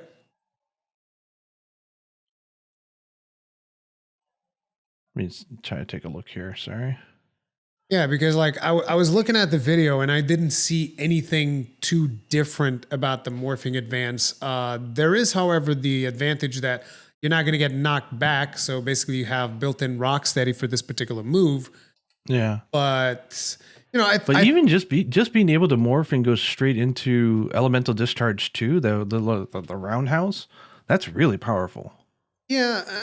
It's just, I guess I don't see that much of a difference from the morphing advance to just doing a regular morph. Like you can go into axe mode really fast. The difference is you don't have. I have memories of Monster Hunter 4 when the weapon first debuted. It was much more simple back then. Elemental Discharge 2, the round one, was the main attack that you did with the weapon back then. It's so strong, and like it does all these different file attacks, and with the crowd control and everything. So when I see that you can go straight into that, I'm like, oh. Like, to me, that seems really powerful. Because like, to give you an idea, where everyone else, all they care about is the big discharge, right? The super amped elemental discharge. Yeah, I love the big super. But like we broke it in for you. Yeah. The thing to me is like the reason I'm kind of saying that is because basically in World you can draw into axe and straight up do what you're doing here with the morphing advance. The only difference is that you don't have like the knockback thing, and maybe the animation's a little bit faster, but that's the thing. It's like it's a little bit faster to morph into axe, but I guess I just don't see the advantage yet. Maybe I just need to see the thing in motion to actually see what the deal is. But that was the one thing that I was like, I don't know about that particular move. Yeah. I like this move though. I mean, the other point that I really like about this one is that morphing into axe has always been a stationary thing. Like you're kind of like your legs are planted where you're at when you move over into axe from blade, where this is a moving attack. So if I want to move behind a monster and also switch into axe mode at the same time, I can do that. So this is like more of a movement and a morph as well. And if I can bypass that downward chop and go straight into elemental 2, this seems to me more something that I would use a lot during a hunt, personally. It may not be flashy, but I like it. It's like I'm saying, this is one of those moves that I feel like I need to really get my hands on it to feel it.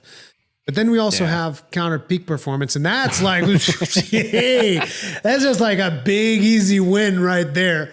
It's just like my one concern is how fast this thing activates, because like you know how.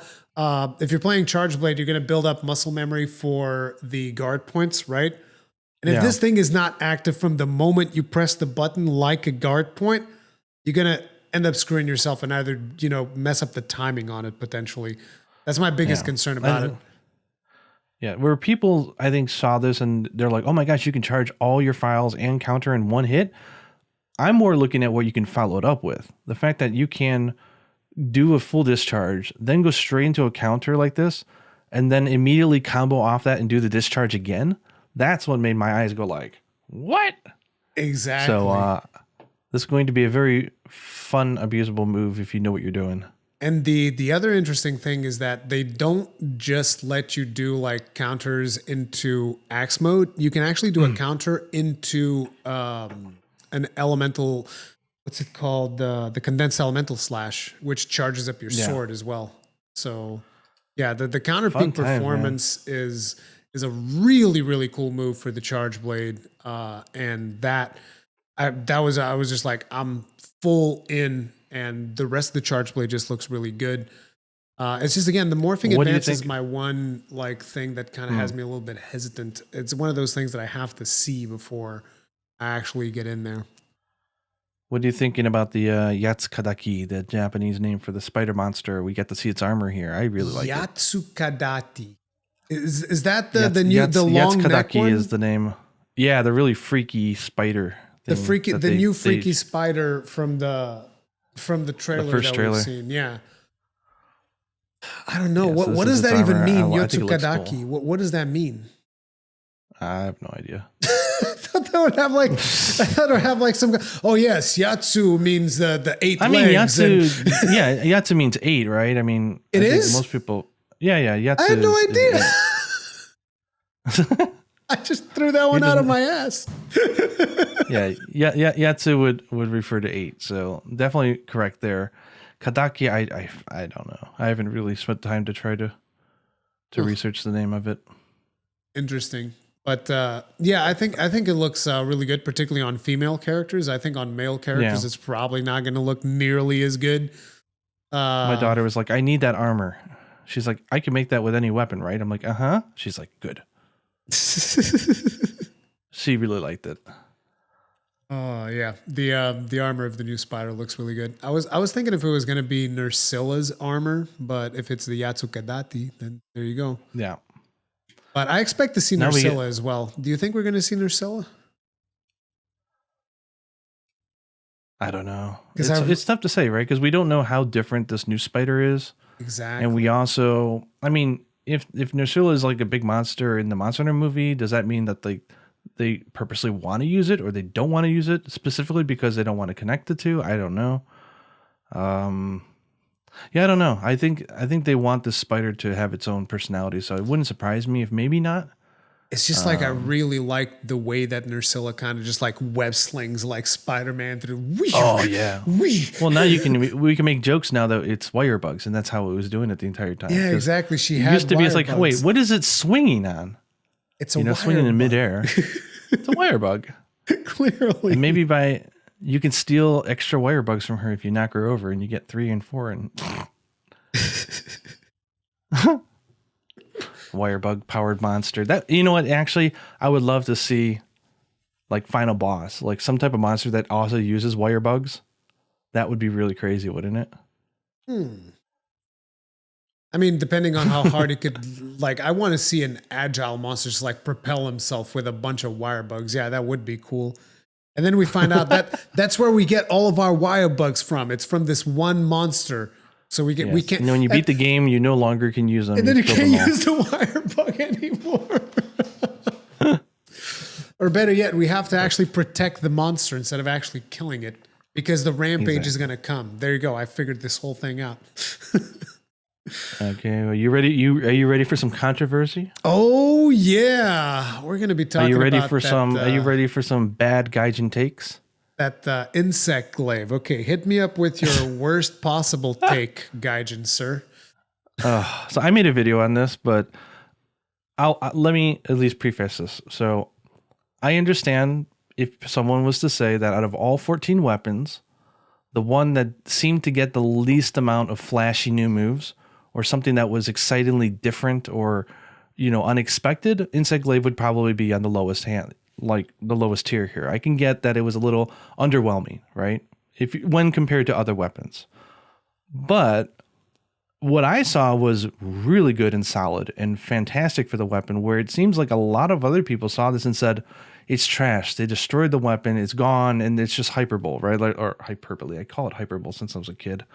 But just like over exaggerating it and saying like, oh, they hate the weapon, they killed it, it looked horrible. And I'm like, are we seeing the same video? Because I'm seeing some real potential here that a lot of people just aren't. So I guess I'll say the first half of the video, they showed off the combos from World and Iceborne, which we knew, right?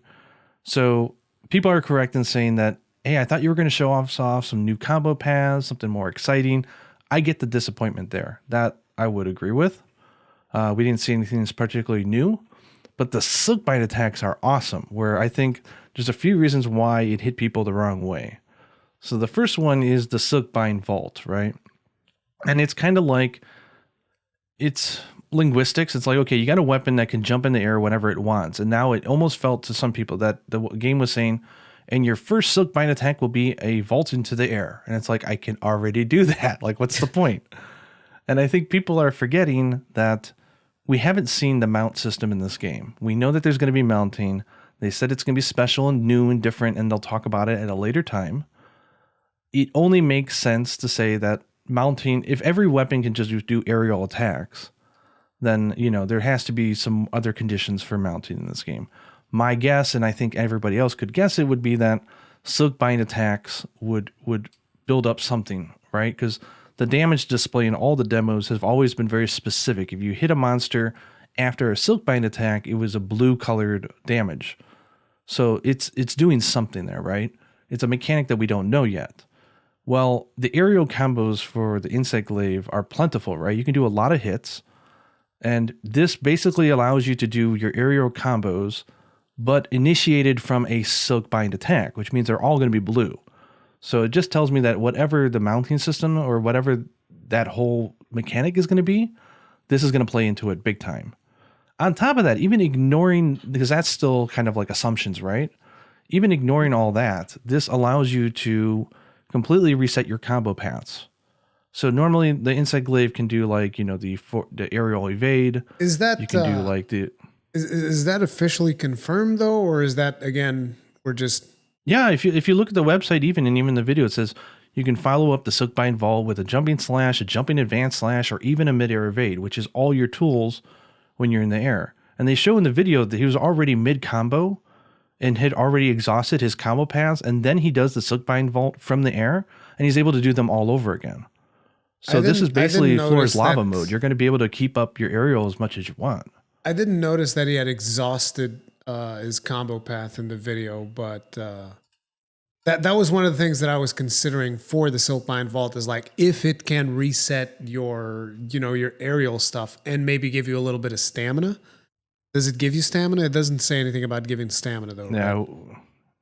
Who knows? Yeah. But I think the problem is the first time they showed it, it was like he was on the ground and he did it. Yeah. I think they're just trying to show that you can do it both ways. Like on the ground, it acts like aerial style in Generations, where it's just a really great forward flinging. It flings you at the monster, like great distance. I just think that's great and all. Showcasing the combo in the ground, it really... You know, I think it kind of like sabotages the point that they're trying to make. It's like, hey, here's this thing. It'll reset your attack. It will do all of these things for you. And so it's like, oh, I'm just jumping off of the ground. It's like, well, I mean, you know, an Insect Glaive jumping off of the ground is not a particularly impressive thing. It's not. So I think the point here is that you can either jump forward with your normal vault, or if the monster's far away, you can use a Silkbind Vault, and that'll really close distance fast. But more importantly, this is a combo resetter. So if you're in the air and you need to close distance, or you just want to keep up the onslaught, or if you want to build up Silkbind damage or whatever that might be, this is like an all-in-one. It does all of it. So to me, this was exciting. And I think a lot of people are like, well, aerial attacks don't have high damage, so generally we don't want to use them. I'm like, well, if you don't want to use aerial attacks, don't use the Insect Glaive. Like yes, maybe they can improve the motion values, and they should. But saying who cares about aerial attacks as an argument against this seems like you just don't like the weapon. And maybe that's Capcom's fault. Maybe it's not. I don't know. But this is a pure versatile tool here, I think. There's a lot of potential here. And I think once people get some hands-on, like being able to reset your combo path and redirect yourself and fly, that's pretty hype. At least for me. I'm excited by that. The next one, I admit, they really named it horribly. To tell somebody... Your skill-bind attack is Recall Kinsect. That is this.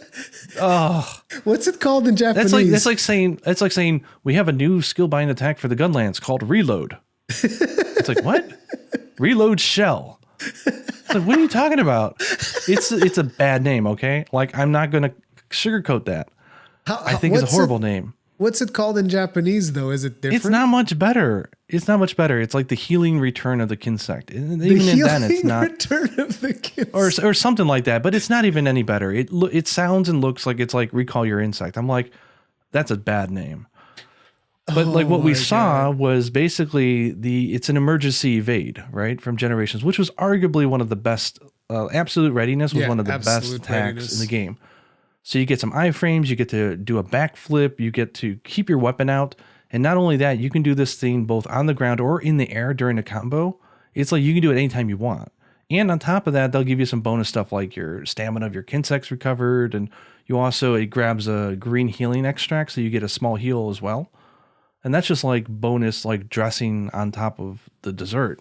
But I think the reason why I was kind of like taken aback by Recall Kinsect was the name. Besides the name, it was the fact that like you look at, for instance, the Kinsects that we had in World, right, where you had Blast Kinsect, Poison Kinsect, Healing Kinsect, Paralyze Kinsect. And it's like you would do the puffs of dust with all of them, and each of them would have a different effect. And then here it's like, there's a healing silk bind effect. And I'm like, well, what about paralysis, poison, blast? Like, what happened with that? Like, that's the thing that I'm interested in. Like, healing is one thing. Like, sure, it's fine, but I want all of the other things as well, because I already had them in the other game, and I don't want you to take them away. So that's kind of like where I felt that I was like, so does this mean that all insects are healing? Like, that doesn't make sense. How does that work? Like we're gonna have more. So it says in the it's more clear in the Japanese than it is in the English explanation. It says that when the Kinsect returns, it'll do a spinning attack which grabs green extract from the monster. It just says in English like it will perform spinning attacks that scatter healing extracts, which I guess is the right wording, but it's just put in a way that just sounds really weird. But yeah, it calls it back. You get a free heal. You get whatever that was in the Kinsect. It recovers some stamina, and you get some new combo paths from it. You can do some aerial evades. You think this also resets?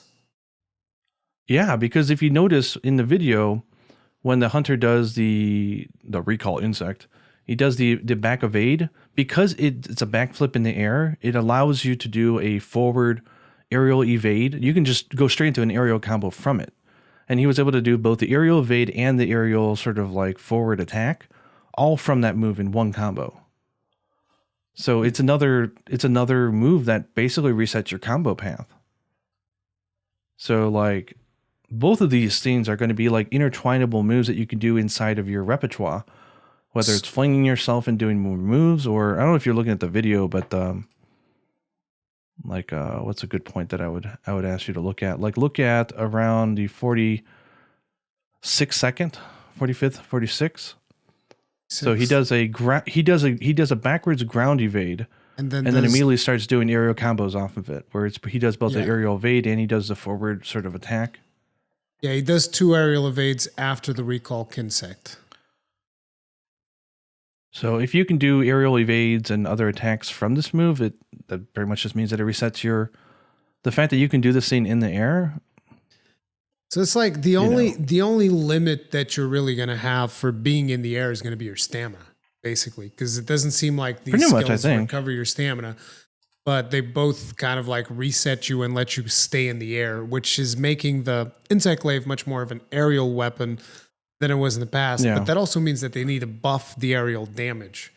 Yeah, I would agree there, yeah. So, I mean, the Recall Insect, the interesting thing about that is that specifically people will even admit, and myself, that you're often doing ground combos with the weapon, right? There's a lot of good damage that you can do. And so you want to push it to the max. You want to just get as many hits as you can.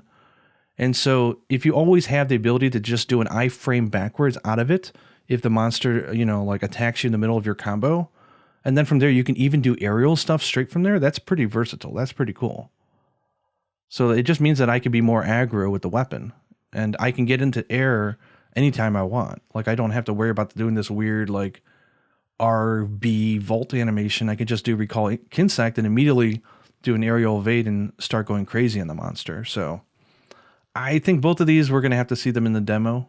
People say I'm overly optimistic. I don't think I am. Well, but we'll have to see. I mean, it's one of those things. A lot of the stuff that we're talking about here are early reactions to these weapons. So it's like we're going to have to play with these weapons before we actually, give a more informed opinion on them. And we actually know what the third Silkbind attack is for this the is like a downward, like super slam. Which is whether it's the same from downward thrust. Iceborne, we don't know yet either. To me, the damage looked a little bit more like heavy hitting, but we actually don't know. We have to see it in motion. All we can really see is like the animation, but basically you pull yourself down as opposed to just like diving down. You're pulling yourself down using the Kinsect. So that's a very another interesting attack there. It's just, I don't know. There's something about the recall Kinsect that it's like, okay, you get the Silkbind Vault. That's all cool. And then you get an absolute evasion. I don't know. And you can aerial combo off of it. And you can aerial combo off of both of them. I don't know. It doesn't really get me too hyped up, but that's because, again, the video doesn't really do a good job of showcasing all the stuff, and the naming on the recall Kinsect is just like, what? Oh, it's horrible. I hope they change it. I really do. I would actually implore Capcom to please change it, because I think it doesn't do the move justice. If it's really an emergency evade that also throws you in the air and it gives you all these bonuses, call it something else. There's this move. I don't know if you guys heard of it. It's called Absolute Evasion. It's a really good move. You just call it Absolute Evasion, and everybody will be like, oh, yes. Or better yet, the aerial Absolute Evasion, because it's Absolute Evasion, but in the air, and it resets your combo paths. Boom. Done. We fixed it. We friggin' fixed it, dude. Just needed to change the name. But yeah. Anyway, I agree. New flashy stuff, it's lacking. I agree. But maybe I'm just really happy with the moves that they did in Iceborne, and I really love the weapon because I played it so much. It's really so powerful. I'm happy to see that they're keeping it. That's good. And also, it's worth keeping in mind, I don't know if that'll apply to Kinsect as well, but you have to keep in mind the Kinsect is half the weapon, right? Yeah. So we don't know anything about the system for Kinsect. So I'd say it's too early to judge. Maybe it's too early for me to feel like all excited about it as well. But, the fact that they have all these weapon previews, right? And I have to say this, but 13 weapons, everyone agrees, all look fantastic. The changes look great. The game looks amazing. Everything is cohesive. You think they're going to drop the ball on one of them just randomly like that? Come on. Have some faith is what I say, right? And it's like there's another thing, which is insect glaives usually tend to reflect the Kinsect that is attached to them. So like you see all of this green imagery in the glaive itself, right? Yeah. Because it's a healing Kinsect. It makes me think that the recall Kinsect is going to do something different if you have a different Kinsect there. I'm not sure. Yeah, I don't know, because it doesn't say that. It's very specific, and it says the healing. It takes green extract. It specifically says that on the website. So it grabs a green extract, but it's like, I don't know. I feel like maybe green extract never changes, right? No, green extract is always the same thing, yeah. But I don't know. I just feel like if you have like a paralysis Kinsect, I feel like that move is probably going to change. I feel like there's going to be something. Well, it also it says that it's doing like a revolving attack, so we don't know how many hits that does. And maybe it does, a fair amount of hits. I don't know. Yeah. Maybe it's powerful. Maybe the spinning attack is actually really good damage. I don't know. Again, but, if it is, they didn't do a good job of showing it in the video. That's for damn sure. I will concede that. I think I was a little heated up watching everybody being super negative on this weapon to the point that it was like way too much. It's like, okay, you could say like, I was expecting something new or different. But like people were going on the Twitter and they're going on the official sites. They're saying, you destroyed the weapon, you ruined it. I'm like, so by definition, you think that the weapon was ruined in Iceborne because what they showed was the same. It's the same you hated thing, it. Yeah, pretty much. And they're like, yeah, I hated it. Well, I was like, well, that's a different topic. Come on, man. Like, show some faith in the team. But it's just one of those things that like the video just doesn't do justice, and we just need to see more. I feel like. Yeah, I would agree there. So next up, we have the bowguns. Yes, I think that these were already out last week as well, weren't they? Or weren't they? No. Oh, really quick before we go there. How do you blades? like the Kezu armor on the Insect Glaive? It looks like some Assassin's Creed stuff almost. You really have to look close into it to see that it's Kezu's skin.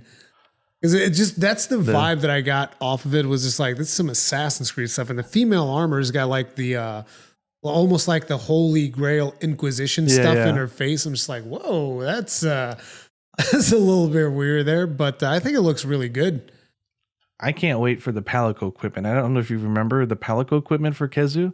It's like a nurse. It's a full on like nurse outfit for the cat wields a huge syringe. No, I've never seen that. My God. I've never crafted that stuff because I'm not a big fan of Kezu. Like, because Kezu was one of those monsters that the first time I fought him was in FU, and yeah, it was not a good time because I was running in there with my gun lance. I had no idea what I was doing. And then he came up with the laser and I couldn't block it, and the lightnings and I couldn't block him. And I'm just like, I can't block anything in this monster. This monster sucks. I don't like him at all. But yeah, it looks good. It looks really good. Yeah. Okay, sorry. Back to light bowgun. I love the Great Izuchi armor. Great Izuchi also looks very, very nice. Like, it's just like the stuff that they're showcasing right now. It doesn't look like some of the stuff that we saw on Road. Like, it's got all of those vivid colors that we're used to seeing in the older games. And that's something that I really like, because that was one of the things that I was like, yeah, world looks great, photorealism and all of that looks fantastic, but you do kind of lose a little bit of like the more bright colors in that type of art style, which, you know, it has its appeal. But at the same time, you know, you just kind of miss the older style. At least I know that I did. I used to say, I'd love to see a game with the mechanics of World, but with the art style of the older games for the Switch. Yeah. Which is not exactly what we got, because it is still more inspired with the older ones. But at the same time, it is still a bit of an evolution from a graphical standpoint. You know, and actually, before we go into light bowgun, one interesting thing I noticed last night was on the Japanese website, they're talking about some item giveaways that they're doing if you pre-order at specific electronic stores, and they had icons for some items that you get, like an item pack, and they changed the color of the shock trap icon from purple to yellow. I thought that was interesting. So let me show you this. Because I guess it's because it communicates better what it does for the paralysis stuff. I think purple is harder to see on a smaller screen. I think they're looking for readability. Or it might be like you said, like paralysis. So I sort of discorded you the icon here. If you see on the bottom left. Yeah, I see the icons. I think it might be interesting. It might be a little bit of both. It is harder to see. Purple is harder to see, but at the same time, I feel like yellow conveys better what a shock trap is, because, you know, paralysis is a yellow. It's not effect. Poison, right? Yeah. I guess it becomes a little bit more intuitive as well. What are those potions? Those weird looking potions you got there? That's the demon drug grade, or whatever you call it in English. The demon drugs, they kind of changed. And the last one is the I don't know the English names. It's the one that it used to give you unlimited stamina, but it dash now juice? It only. I don't know if it's called. I think it's still called Mega. Actually, I don't know what it's called in World. Dash juice, yeah, dash juice. It is dash juice, and it's Mega Dash Juice in the older games, but. Is it also called Mega Dash Juice? I don't know. It's like, look, guys, just to give you guys an idea, it's 4 a.m. for me. So it's like my brain's already slowly I'm talking about stuff operation. off screen, which is like the biggest no to do on a podcast to talk about stuff off screen. It's perfectly fine. It's just, I'm just saying, like, that's the reason why maybe I'm not as eloquent and all there at this point, because it's 4 a.m.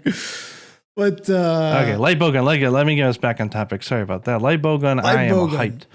You're hyped. You're hyped about the light bowgun. The light bowgun is actually the bowgun that I like more because it's the more agile bowgun. And I do find the moves that it got very interesting because you got a Silkblind Glide, which they say specifically that it does severing damage. Yeah.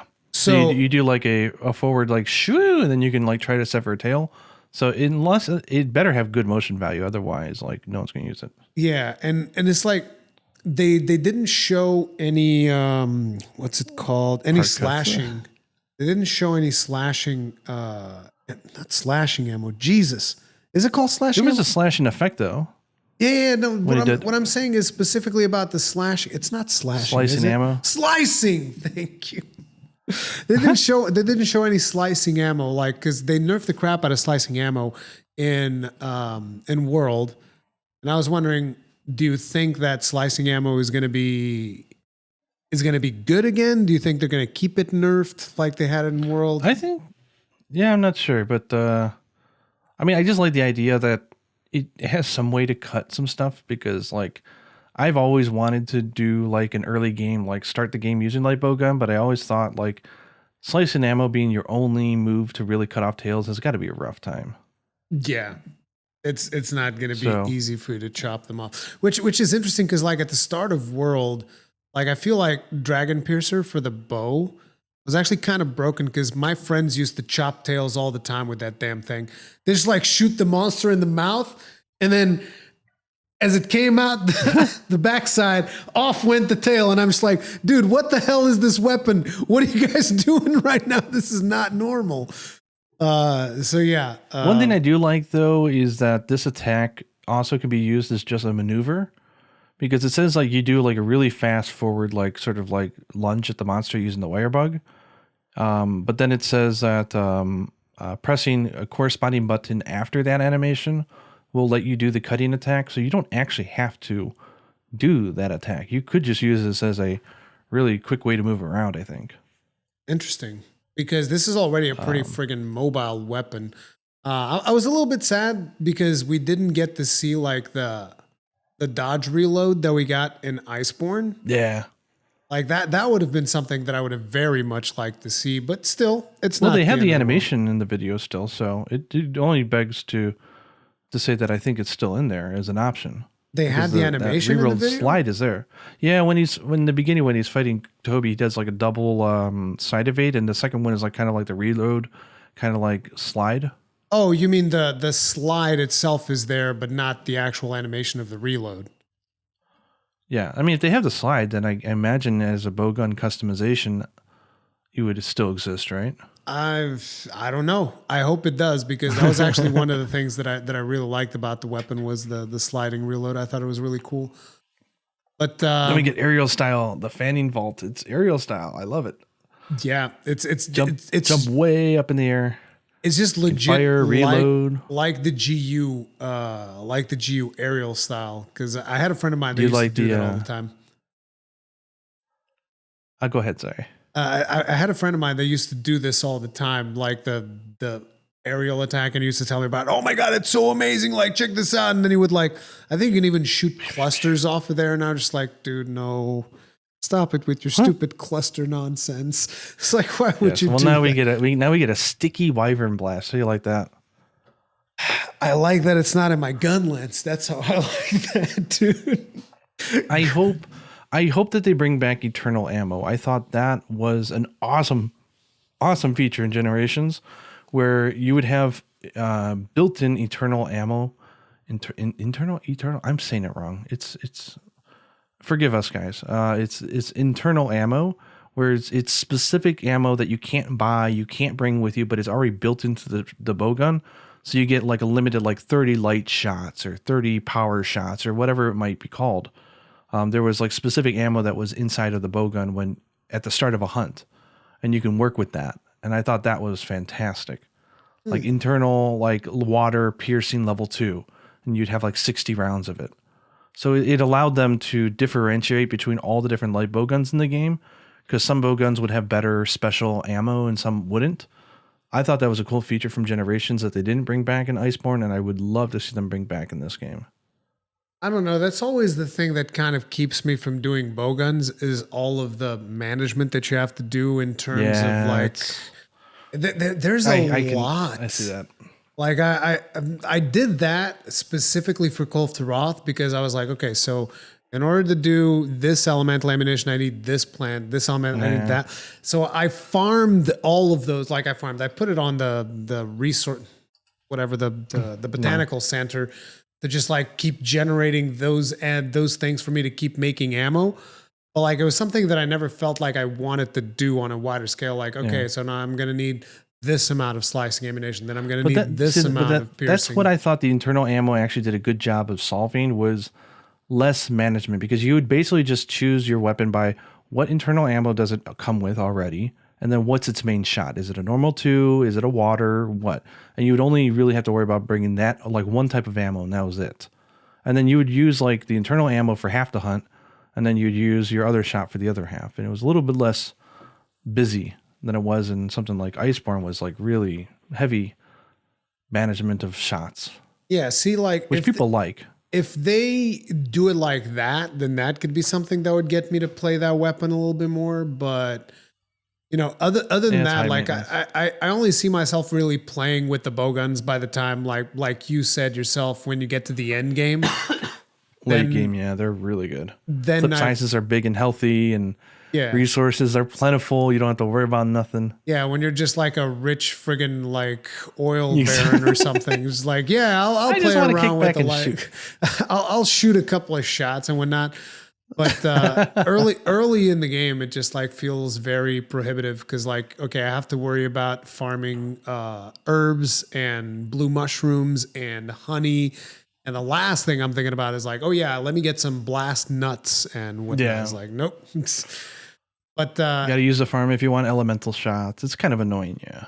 It looks like for the light bowgun, I really like what I'm seeing because like it just feels like it builds up on the agility that the weapon itself already has, and it just feels like really solid. I think light bowgun is definitely a big win for people that enjoy the light bowguns for sure. Heavy bowgun, what's your thoughts on that? This should be a pretty quick one too as well, because it's a bowgun. I mean, they're similar, but they're not. But so the heavy bowgun this time around has a charged shot. You can actually charge the shots, which I was like, that's kind of weird. So I don't think we've seen that before, like a shot that you would actually charge. And I don't remember. I think it was an elemental shot that they were charging. In the weapon, we had charge shots in Generations Ultimate with the was it the oh god, what, see, it's so late for you. It's my brain's bonkers as well. But they had a charge shot mechanic. It was a special type of shot where you can charge. It was a normal shot, but you can charge it and shoot it. I don't know if it was just. I think even light bowgun was able to do it, but there was a special type of shot. I want to say. Okay, so I guess that's not as new as I initially thought, because a lot of people are like, oh, there's a charged shot. And I was like, yep, there's a charged shot. I don't know what it means, but there's a charged shot. And then it's got a counter shot, which... I think that was actually a light bowgun. Now I'm looking at it. Light bowgun had a charged shot? The ability to charge a level 1 normal. You could charge it up like 2 or 3 levels and then shoot it off. It was kind of nice. But for heavy bowgun, it seems like a better fit because it's heavy bowgun. Yeah, because and I'm pretty sure that was an elemental round, because it had that little piercing effect that you get from elemental rounds when it shot it into the monster. So would that mean that you can increase the elemental damage by charging it up? Like that is definitely something that is interesting.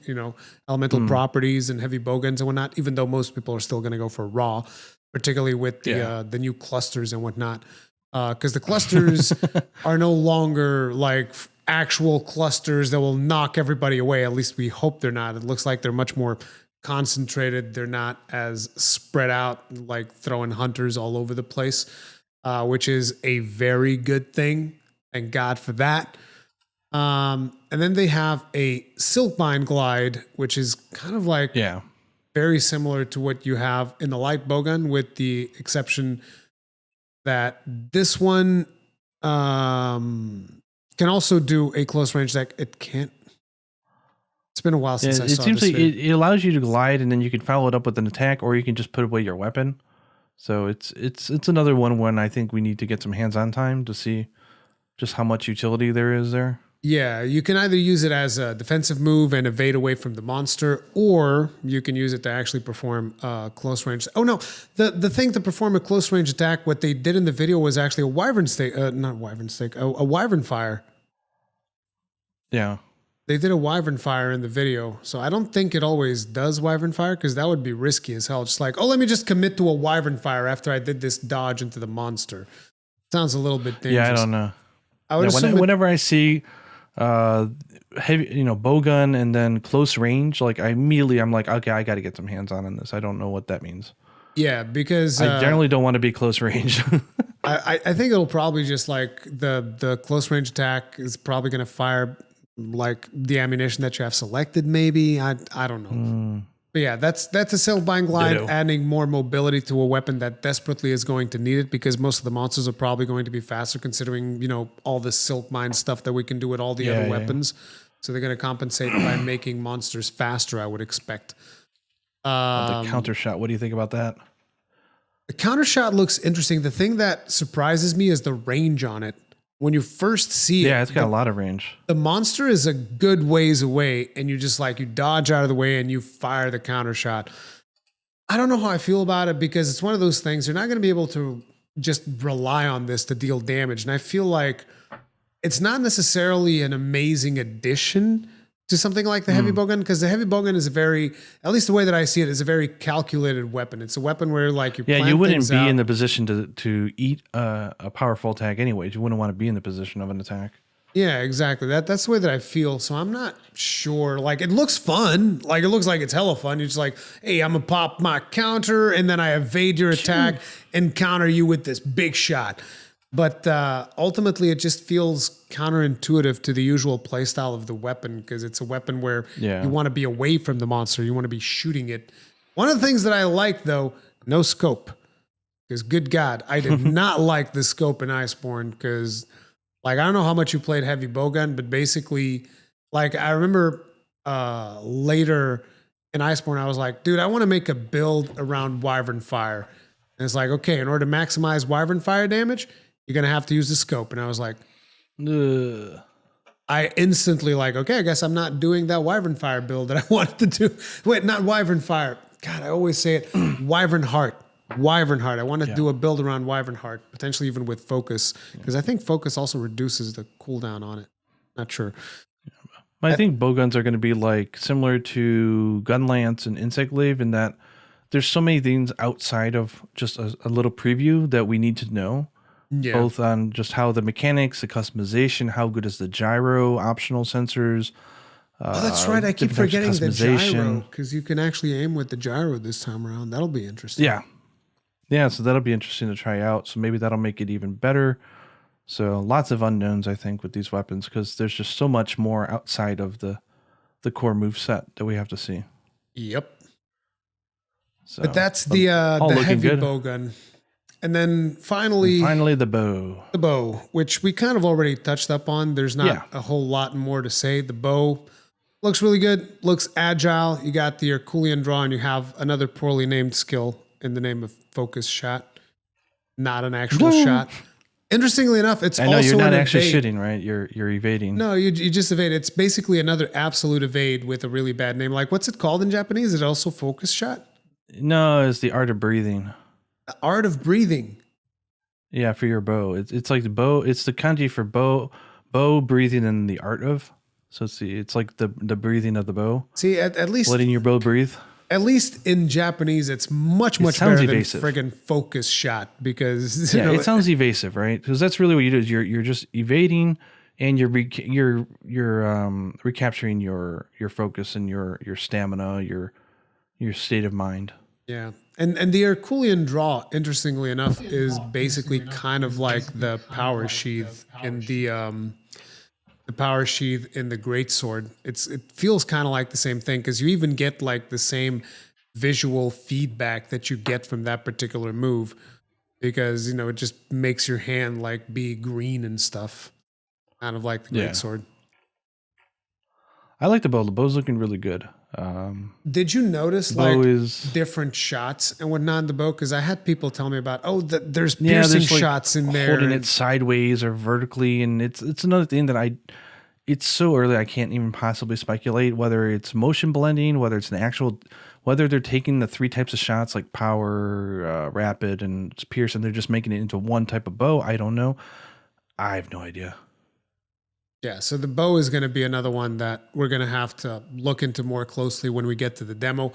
One thing I'm definitely happy about, though, and I believe I mentioned it last time as well, is that, holy crap, no more rocks falling in my face from all these bow users just constantly thank goodness. Making it rain, baby. Making it rain. That's why I'm really curious. Like, they're taking some of the more annoying parts, whether it's like, the upkeep of the certain moves and having to do that, or the raining down of rocks and stuff like that. So I'm kind of curious if they're going to touch the idea of friendly fire, like whether or not everyone's going to be required to have flinch free on their armor in order to actually hunt without being upset at each other, or whether they're going to come up with ways to maybe add in more super armor and serpent attacks so you don't get tripped up, or maybe they just leave it, because if you remove it completely, then it won't really feel like you're hunting with other people, because they're just like kind of translucent images that you don't interact with. But in the same way, longsword can be so annoying. It is. It's like, what would you prefer? Because like, if you think about it, right, in World, you basically just slap on a brace and you're done. Yeah. Like, you pretty much don't have to deal with it unless it's a really heavy attack, like some Greatsword stuff. Some charge blade stuff, interestingly enough, dude. I got hit by super amped elemental discharge so many times. It knocks you down. If you're even with brace, it knocks you down. See, I wouldn't mind if they just got rid of knockback and flinching from light attacks, but they kept it for stronger attacks, like medium, large ones. Yeah, I think or that at least would be the menial, like day-to-day, just the normal combos. You won't be tripping everybody. That would be nice. Yeah, I do feel like there's like a middle ground to be found there, because I don't want to just not suffer anything from fellow hunters, because it doesn't make sense. Not to mention that sometimes it's funny when like the hammer guy kind of sends you flying and then you combo that into an aerial attack and whatnot. That's kind of cool. So it's one of those things. I don't want him to completely take it away, but at the same time, like, it kind of sucks. Particularly the thing that pisses me off the most is when I was playing Lance. It's like literally anything will flinch. Like, this is one of the heaviest weapons in the game, and anything flinches me. Like, no other weapon flinches as hard. If they want to be lazy, then what they could do is just give us one charm at the beginning of the game, one deco that removes flinching. But then again, you're running away from the problem at that point, right? Yeah. If you're going to require everybody to use one slot if they go online. I think it's like you said, it's like heavy combos. So like, for instance, if I'm doing a poke with the gun lance, then no. But if I'm doing a slam, then yeah, that should kind of like stagger, or shells popping off. That should stagger a little bit. But, because I do think that it is important to like have hunters position appropriately. Like, okay, hammer gets the head, longsword should get the tail, so on and so forth. So I think that would be cool to have some effect there. But at the same time, we can't just have like, oh yeah, longsword is more like stagger sword. Staggers everybody. Everybody gets to stagger. Oh man. But yeah, that's all of the weapon. That's all the weapons. Whew, we got through them all. That we have right now, and you guys can expect to see a more analytical video from Gaijin coming up on his channel pretty soon. So remember, I haven't even started work on it, but we're going into holiday break, so hopefully I'll find some time. Again, a lot of it, like we're discussing here, is going to be a lot like, here's what I think it might be, but I have no clue. Yeah. Like, a lot of the stuff we really got to get some hands-on time. But I think overall, like, the message here is that all of the weapons are looking really good. Like, I challenge you to go back and look at like World and Iceborne and the weapon previews from those games. They were good, but I think overall the excitement over these ones is even higher. I think Capcom did a great job. Outside some of the weird naming. I don't know, dude. The first time I saw the worm steak, because the way they did that poor Great Jaguars, they stuffed the worm steak right into his nose in World, and I just called it the nostril blaster. Like, that was pretty hype. The nostril blaster. I never forgot that thing. So good. But I like to predict stuff just for the heck of it, and I could be right, I could be wrong, but I'm going to guess that we're probably not going to get another news blast this year. My assumption is that we'll probably get the third trailer mid-January, because I was thinking about it. If we're going to get a demo in January, right? They're not going to make the devs work like on the first week. I mean, give them a break, right? So probably like second or last week of January. I would expect last week because the game's only coming out in March. But think of this. They've never showed off the mounting system yet. They're not just going to give us a demo and we're going to discover it on our own. What if they did, though? So that would be crazy. That'd be awesome. That would be crazy. I don't think they would. Figure it out. So my guess is like mid-January, they will do a third trailer of the ice area, show off the mounting, show off some new monsters, like the snowy whatever it is. And then I imagine we'll get a demo like late January, then probably like, I don't know, like mid-February, we'll get like the late February, get the fourth trailer with the fire area and some of like the spoiler stuff that people don't want to see. Then I imagine we might get a second demo like early March. I could see them doing that. Have we ever had a second demo for like the portable games? They did for World and Iceborne, right? Yeah, they did for World and Iceborne, but those weren't even demos. Those were betas.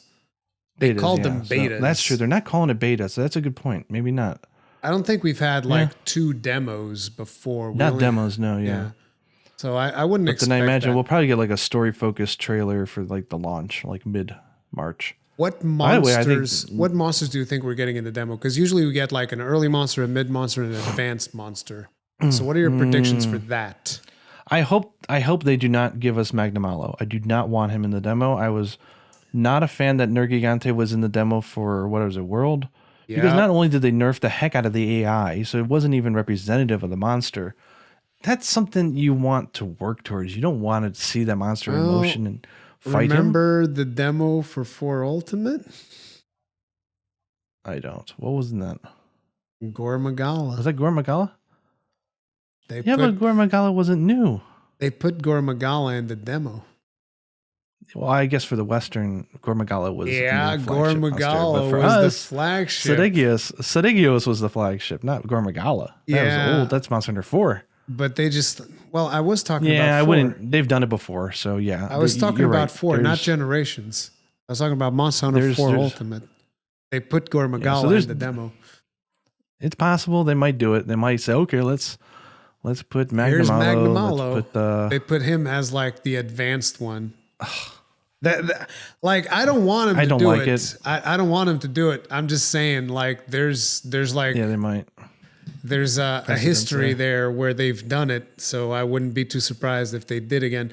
You think Agnosome? I would just like the first 3 would be fine. Yeah, like having Agnosome, the Great Izuchi, and then Tetranodon. I think that would be fine.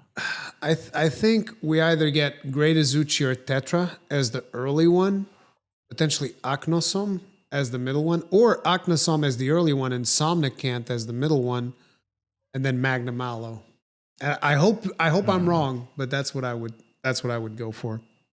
Probably. I would love to see them have a mystery monster like they did with was it World, where like Narga just shows up randomly sometimes. Yeah, that was Iceborne. That was cool. Friggin' that was in World it was Puke. In World they showed Puke. True, yeah. It was like super rare. Like people were discussing how to get it to appear and stuff. That's always so funny when people are like, "Oh, how do we get it to appear?" Trying all kind of things. Like, no, it's just random, dude. It's just freaking random. Sometimes it just shows up. But that was a lot of fun. Then demo. That's all we can think about. I hope we get enough time to play it because there's so many things I want to do in it. Yeah. And it's going to be a time-limited demo. They already said so.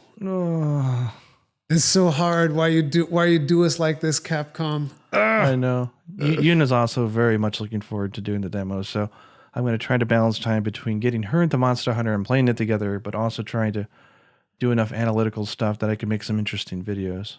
But I'll prioritize family and Yuna over everything. So if it ends up being that she just wants to spend all of our time together playing the demo, then that's what I'm going to do. It is what honestly. It is.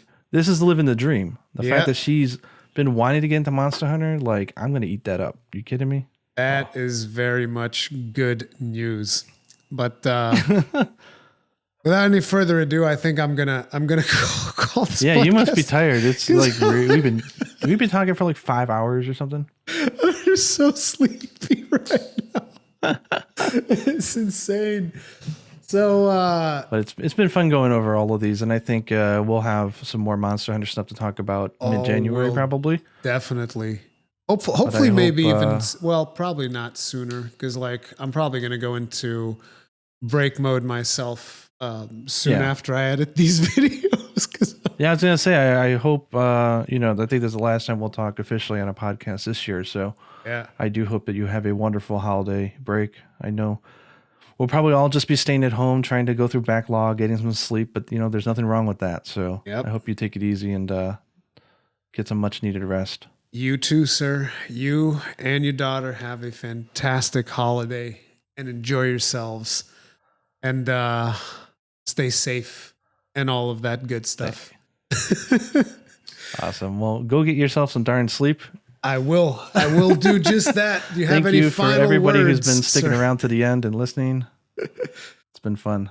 It's always friggin' outstanding. And whenever there's more stuff to talk about, we will talk about it. Do remember, we have a special podcast that will be airing still after this one, which is our special Soulsborne episode. That's a really good one as well. That one was awesome to do. But that is going to be it for now. Do remember, check out Gaijin. Like I said, his video should be coming online at some point during these holidays with all of his analytics on all of the weapons. His link is in the description as always. And we'll see you guys in the next one. Stay strong. Stay safe. Happy hunting. Happy hunting. Happy hunting.